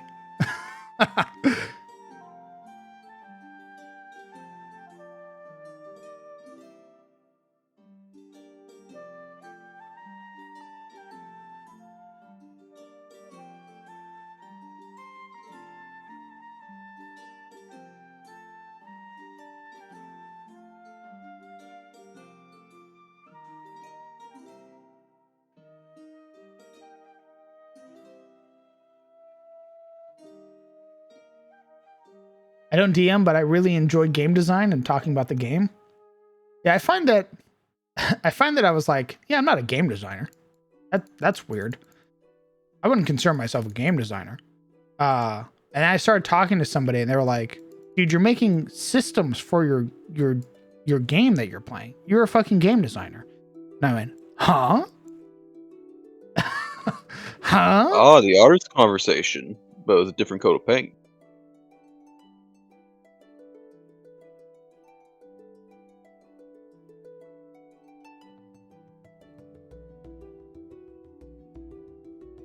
Nothing gets the wheels turning like an unhinged chat. See, I wouldn't say chat's unhinged. You guys have helped me so fucking much. It's insane.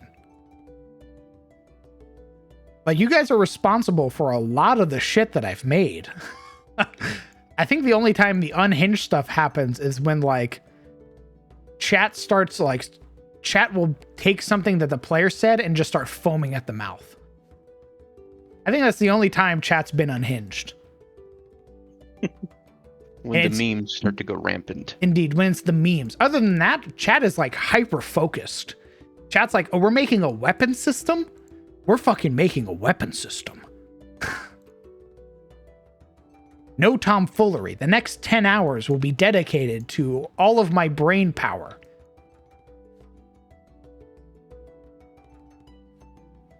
The Shadow Dragon was slightly unhinged? That was me. Smile. I've always wanted to use a Shadow Dragon. I couldn't be helped. And the Gaping Dragon. While that fight was sick as fuck, at the same time, it's like, what the fuck is that? Yeah. Smile.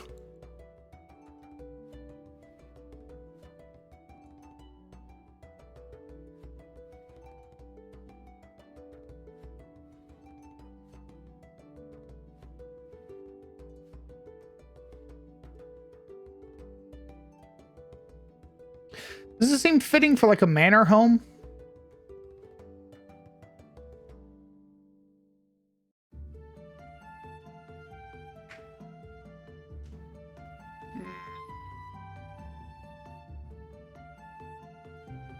Yeah, I'd say so.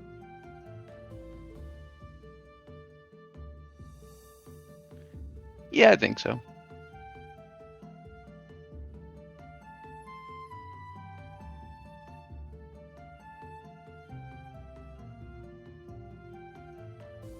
Maybe not a programmer, but absolutely a game designer. Oh god, I could never even remotely close call myself a fucking programmer. My god. I was joking when I said I knew how JSON files work. But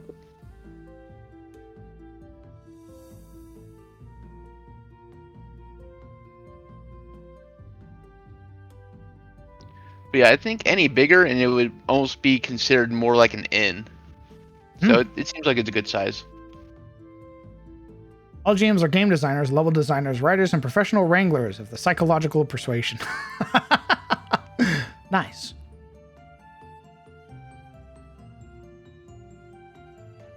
These extra smaller buildings around. We could do something like this. Hold on. What if I do what if I grab like this building and we slap it like over here?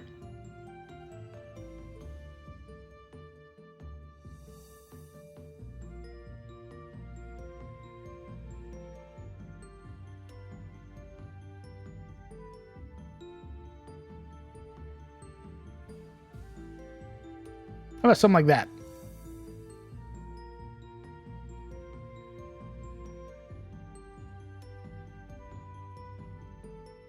A dog's manor and a dog's manor.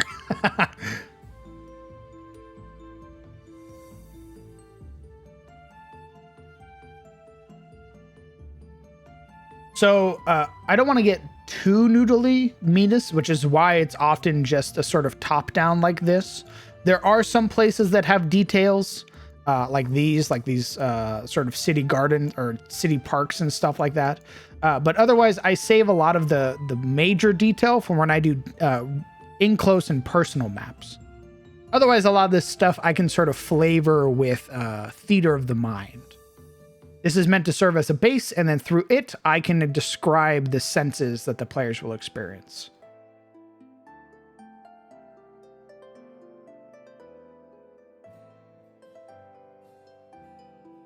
Maybe a tiny garden / greenhouse?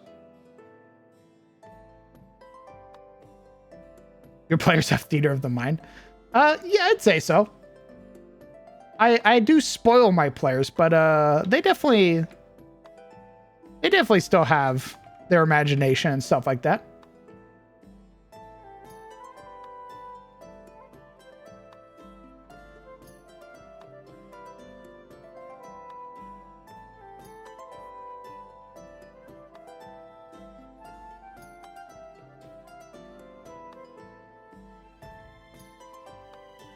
Might need professional artwork just to figure out what a city plaza is. I think I spoil them just enough where I give them maps of like almost everything that when it comes down to theater of the mind stuff, they are way more willing to like get into it. because they know that when combat happens, I bust out like a fully detailed combat map. Or they go to a tavern and I bust out the tavern map. But if they go to like somebody's house, then there's the theater of the mind of that.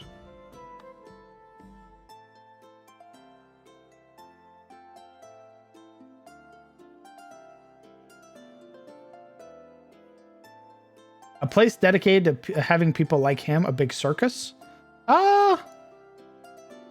I feel like there would be the tournament grounds on the outside. So we could have like, that's probably where the circus would be outside, not in the city.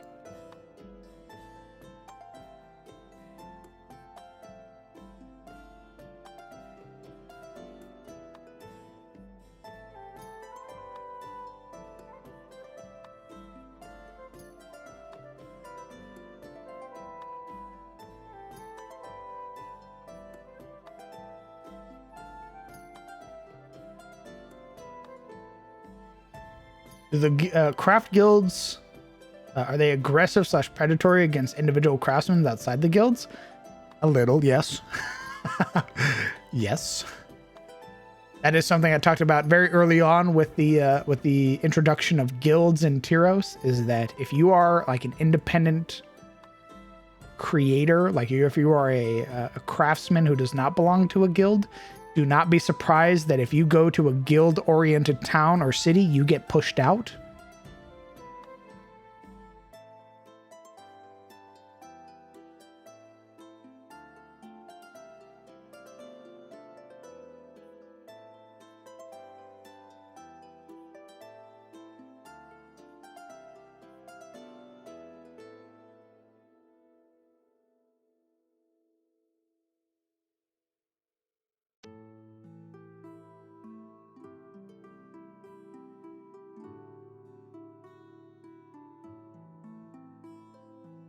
Question is, are you going for Happy Fantasy style themed city or Darkest Dungeon style Happy City? The hope is eventually, Metis, is that eventually we might, like, there might just be that this place becomes a Darkest Dungeon style city hamlet. Where things start falling apart. There's the darkness in the corner gets a little bit darker.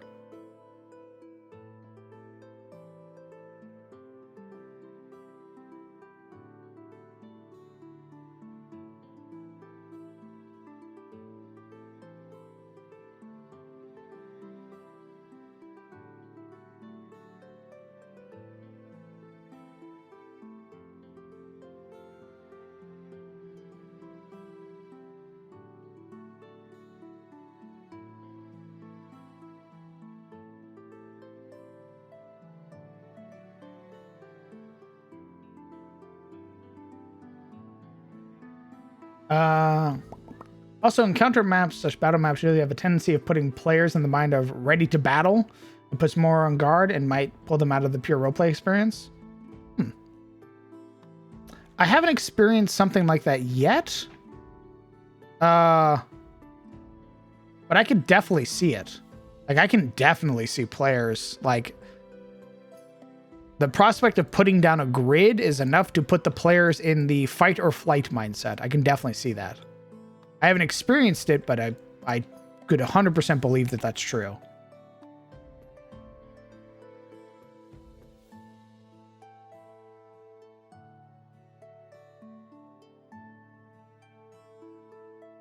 Since you like roll tables, have you tried hex flower tables for rolling stuff? What is a hex flower table? That sounds wild.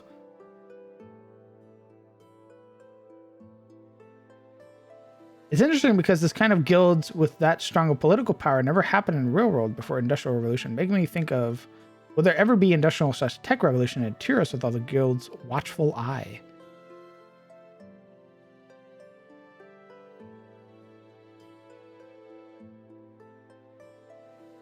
What about some sort of bliss drug that puts people into the water supply? That's put into the water supply. Both make people complacent and keep the water elemental in check. Ooh, that's horrifying. Nice.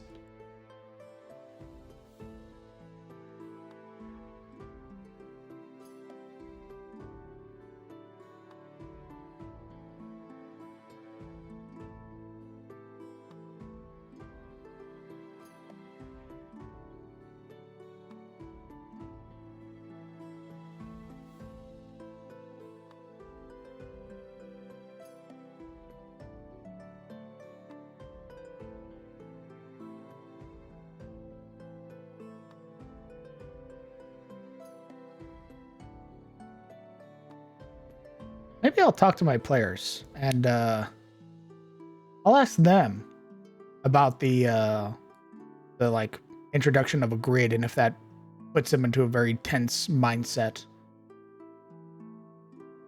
Very interesting train of thought that I've never had before.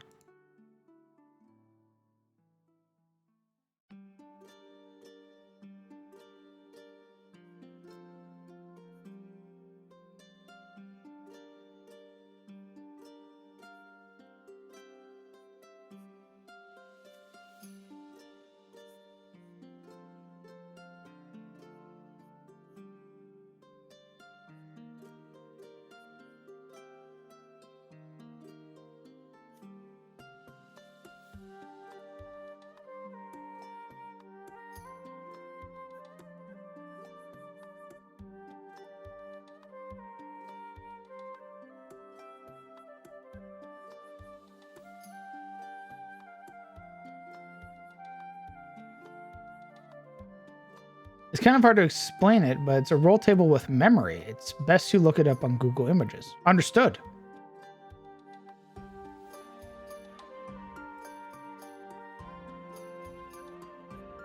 Notice grids are a bigger indicator to be on guard than just maps, because grids incentivize a sense of scale that usually reserved for battles. A 5-foot square means nothing in a marketplace, but in a fight, it may be the difference between being in range of an attack or not. Interesting.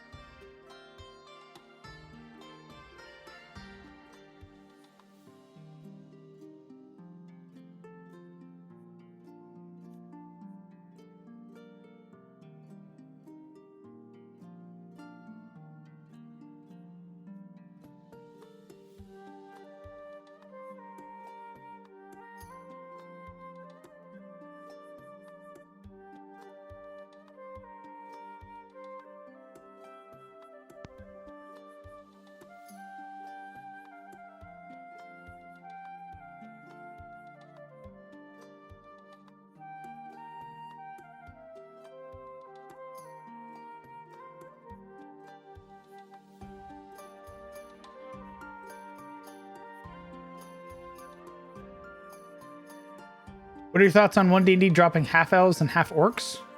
Oh yeah, they are doing that, aren't they? I remember reading it's not that they're dropping them, it's that they're changing how you make your character. So like, it's not that they're getting rid of half orcs and half elves, it's that you can be half anything now. So you can like be part dwarf and part elf and part orc and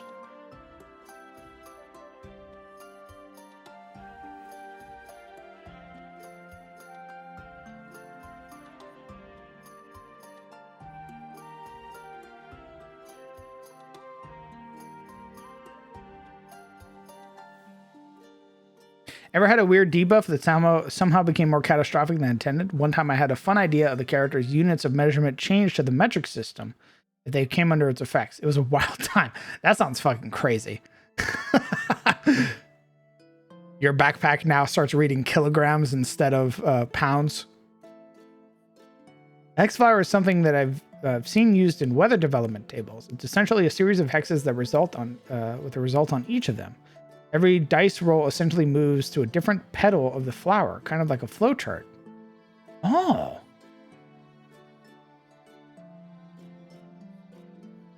But there are no more mechanical halves? I mean...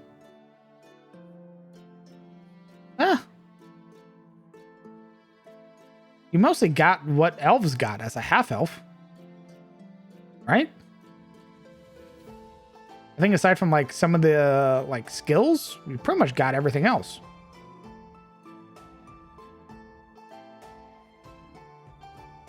Basically, Hexfire roll tables allow you to move through certain random aspects of the game while keeping a trail. So if you roll for weather, you don't go completely random. You make it sensible. It was raining yesterday. If you roll a certain number on the die, it may keep raining. Oh, I sort of do that. I don't think I have it that way, but I have it if it rains, I roll, and if it hits a certain number, it's still raining, but it's a less version. And then it basically the next day it'll be a less version of that where it just trickles down until eventually the rain's gone. But a hex flower sounds like it'd be way easier to do than me having to do it all myself. Hydrate and stay. Very well. I put an example of one in the Discord that I found. Very good. The headline of somehow breeding with a different race was somehow racist was a weird thing to read according to why they were supposedly being removed. No, they literally said that half races are problematic and inherently racist. A direct quote from their recent statements. It's wild. Imagine having so much brain rot over the years that you loop all the way back and upgrade from Wizards of the Coast. Grand Wizards of the Coast. Oh, fuck. So No fucking way. No fucking way that they went half races are bad. No way they went mixed race bad. holy shit. There's no fucking way they said that. Unironically. That's a hell of a way to take it. That's fucking insane.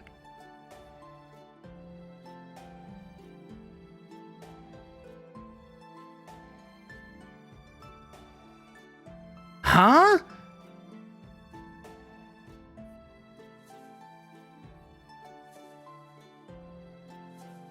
It's actually even worse. They specifically go the route of choose one. Holy shit.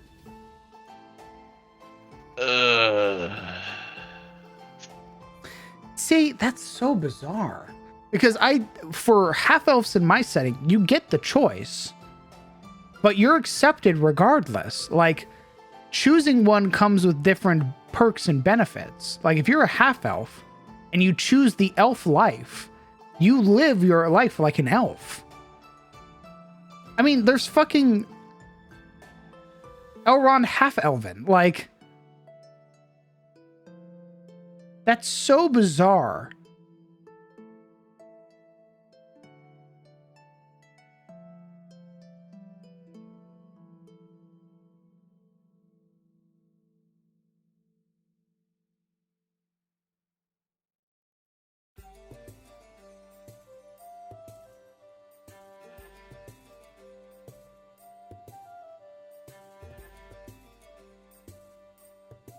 I think it's just to make it easier for players, though, at PC creation.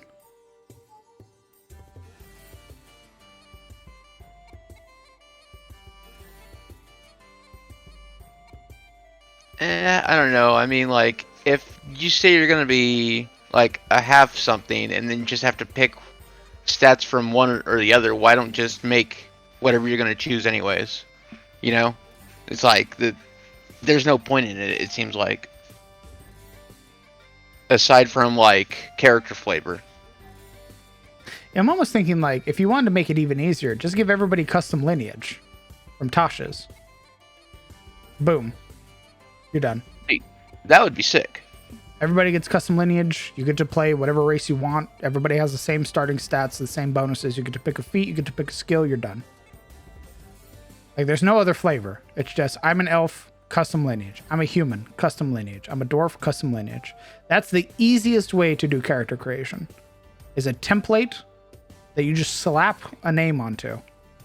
I'm a half Goliath, half dwarf. Boom. Mm-hmm. It's not race anymore, it's lineage? Oh, okay. Okay, so they're following the Watts, or they're following the Tasha way. They really mentioned that the reasoning behind the change is that they found to be problematic and rooted in racist ways of thought. I think it's that they are just avoiding having to make 2 times the number of races through combinations. They're worrying about imbalance. I will say, WotC has never cared about imbalance. Their erratas sometimes make things worse. Yep. Or you can just look at a wild spell called Fix Boat. That's a level 9 spell.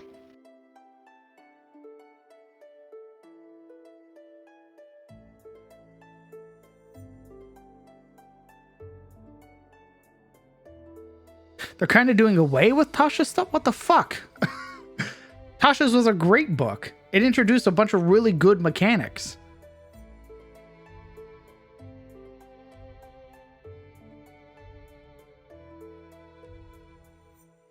Like Tasha's and Xanathar's they're clean. Like they're not perfect. They miss a lot of the flavor and a lot of like really important rulings, but there was something. It was decent at the very least. Whatever.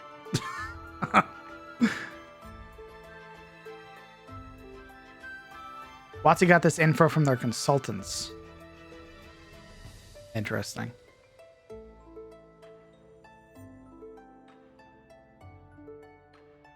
Well, that explains a good bit of it.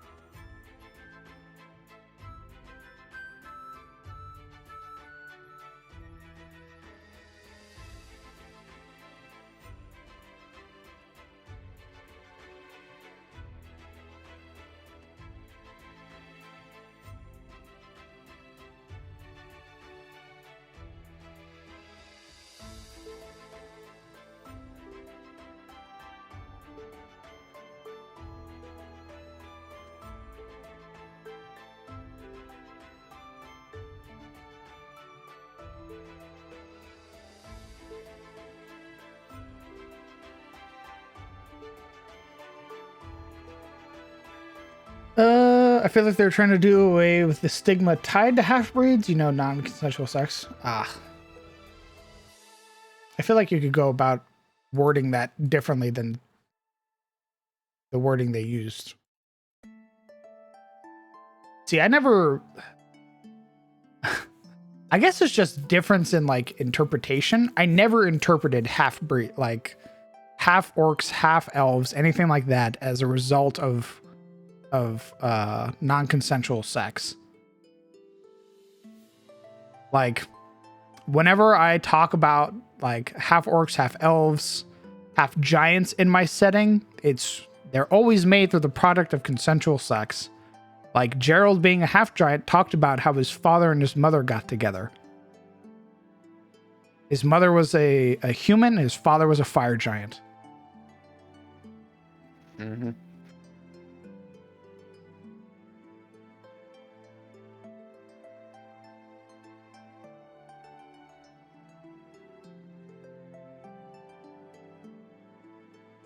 That, or like another example is the one character I ever got to play.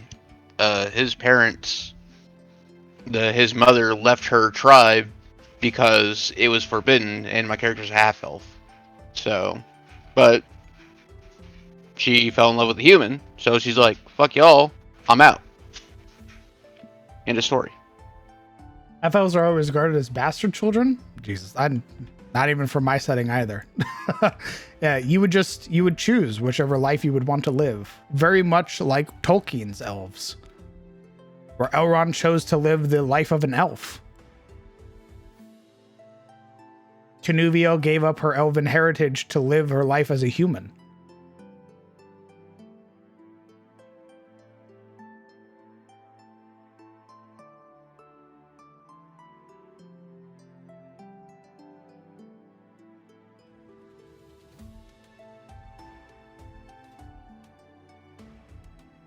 Even drow, but even drow, I don't do it that way. Like the drow in my setting, it depends on if they're followers of Lolth or not. Even if they're followers of Lolth, they don't.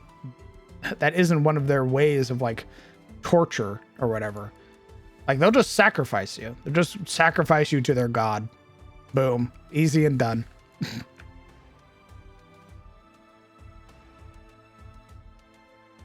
Yeah, big thing in my setting is consent. So.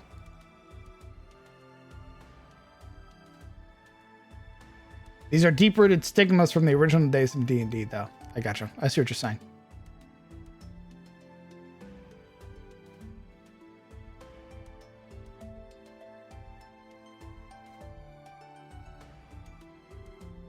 Yeah, this whole argument falls apart so easily. You just have to quote literal examples from one of the best literary works ever written that this whole game is derivative from and inspired by in the first place. How ridiculous can you be? It feels like a very unfortunate situation happened where like they got too into their own head and didn't take enough time to consider implications that would come about from the words that they would use.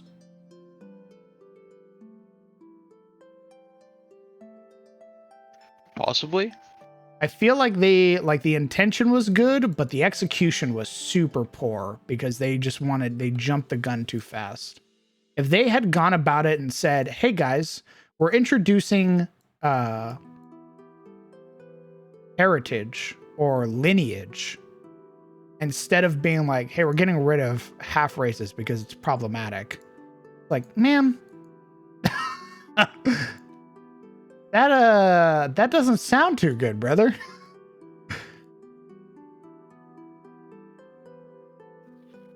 Watsy not thinking before talking?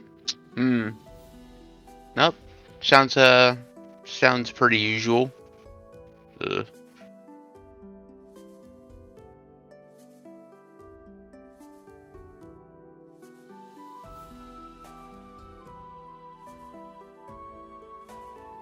Nobody does drow the way Watsy has drow. It's stupid. I think it's because people don't want the sort of things that come with that. Like there are a lot of things that Watsy have done that you look at and you're like, oh my god. We have a joke about this where like Wizards of the Coast, at least earlier Wizards of the Coast, hated powerful women. If you were a powerful woman in Wizards of the Coast book, guess what? You ended up cursed, evil, or all of the above. Banshee, beautiful elven woman who was used her looks for evil, cursed. Harpies, beautiful woman who used her voice to do bad things, cursed. Tiamat, queen of all evil dragon kind, evil. Cursed evil woman. Locked in hell. It's like, damn, brother.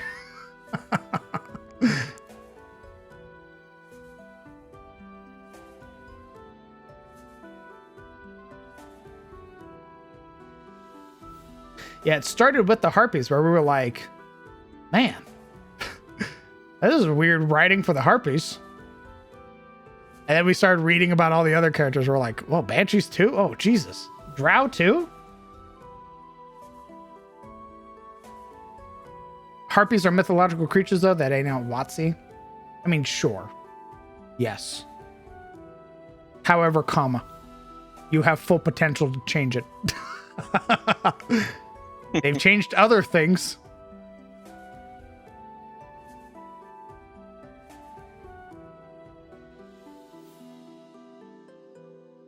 It's a bit of a swatting a fly with a sledgehammer approach. It's getting the how does he treatment. It's not even close. That's what I'm saying. I think that they jumped the gun, which is a really like bad thing. They didn't take into consideration like their wording. It feels like they just went like, or we're going to do what our shareholders have said, our consultants have said. We're not going to reach out to anybody else. Just do it. Send it. And now they're getting a ton of backlash because they didn't take into consideration what they should have to begin with. That's why they're getting fucking memed on.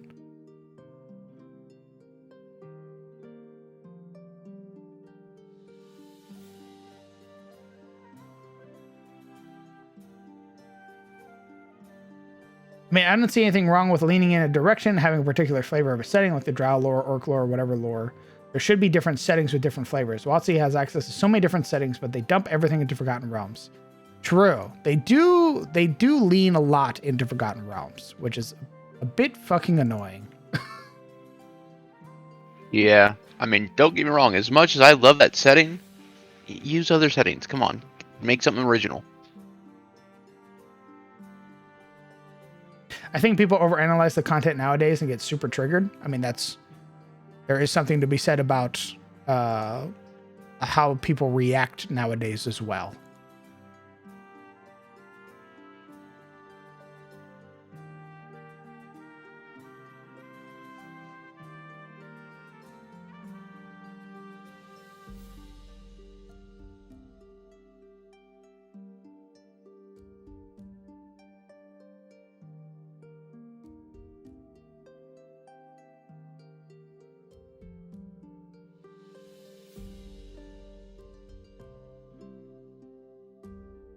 Mythic Odysseus of Theros as a 6 setting. I agree. I have looked through the through that setting book.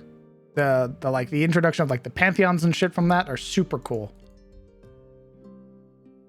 I'm a big fan of the races that were introduced from that book as well.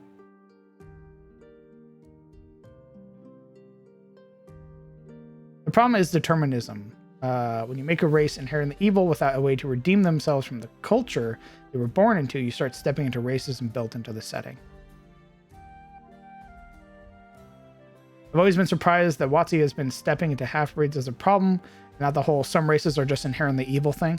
I think they started getting rid of that in the 1D&D book that they introduced. The like playtest and stuff like that. They were getting away with the idea that like, oh, you're a tiefling? Well, guess what? You're no longer considered scum of the earth because of your infernal heritage.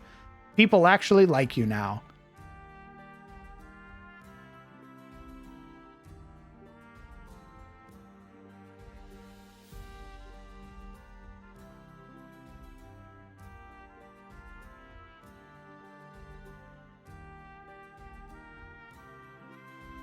But yeah, I do very much dislike the idea that a race is evil just because it's evil. Like, that's super fucking lame. It's why I love introducing like monsters like the harpies, for example, that aren't just one for one with their book.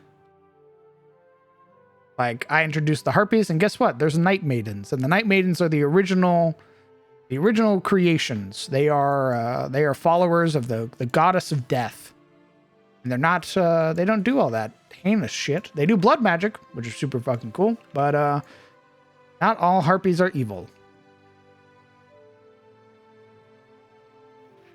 Another good example is the blue dragonborn that is with the Kingsman. He's not evil. I think he's chaotic neutral or something like that. I believe we made him chaotic good. Mm. Yes, Barash, the chromatic dragonborn who hates Tiamat.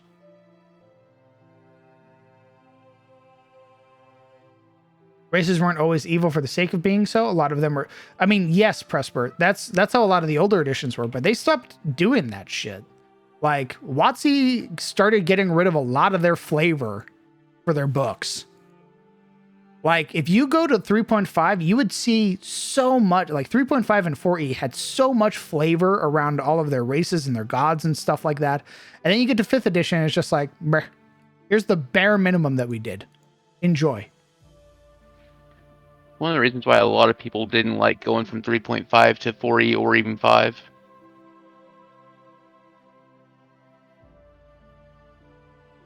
Like, if you go look at the wiki, you go to like, you like look at an older version of a god, it's fucking insane compared to like what we have now.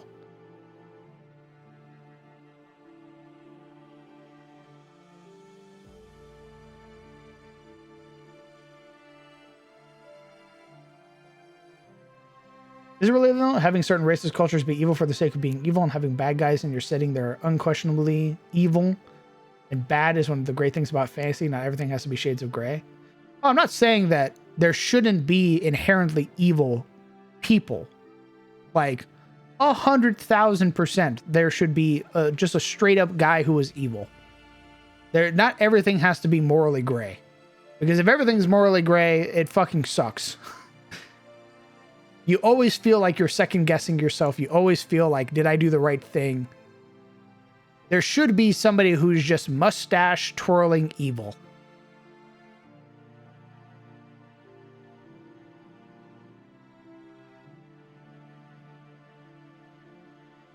Why, yes, Batman, I am going to blow up this orphanage.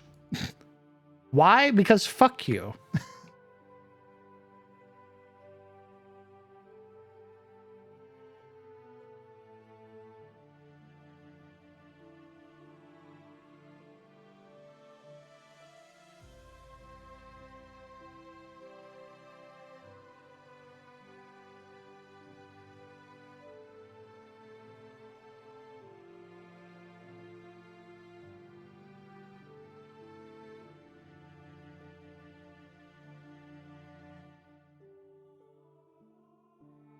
Evil is usually a cultural thing. For example, a barbarian whose tribe makes things out of the deceased to make useful items for their tribe is evil to an outsider, but the great honor for them.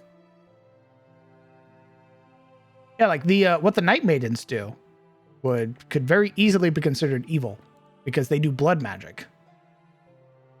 To those who don't know, who don't understand their culture or anything like that, to an outsider, that's 1,000% evil.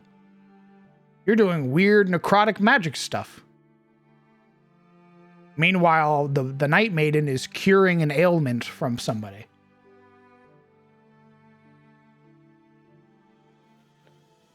On top of that being magic casting in Tyros, and they're all like, finger wavers or whatever. That's right. Goddamn finger wigglers. That's the term. What you doing over there? Casting magic? Why? Why aren't you hitting it with your axe? Night Maidens are just My Chemical Romance fans? No.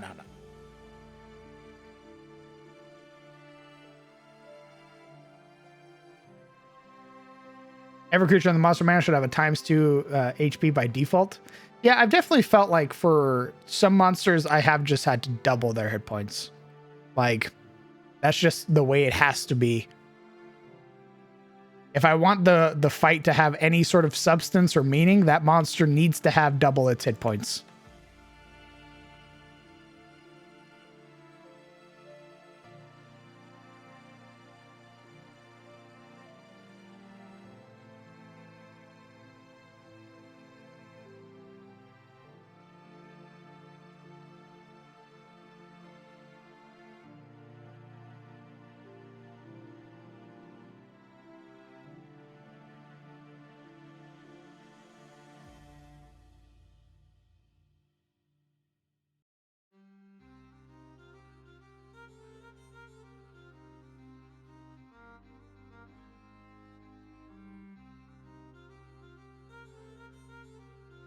We've talked about that, Ruffian. At least I've talked about it on stream. The idea that the fucking Tarask is just nothing but hit points sucks. It is so lame. It should feel like an actual kaiju fight. It should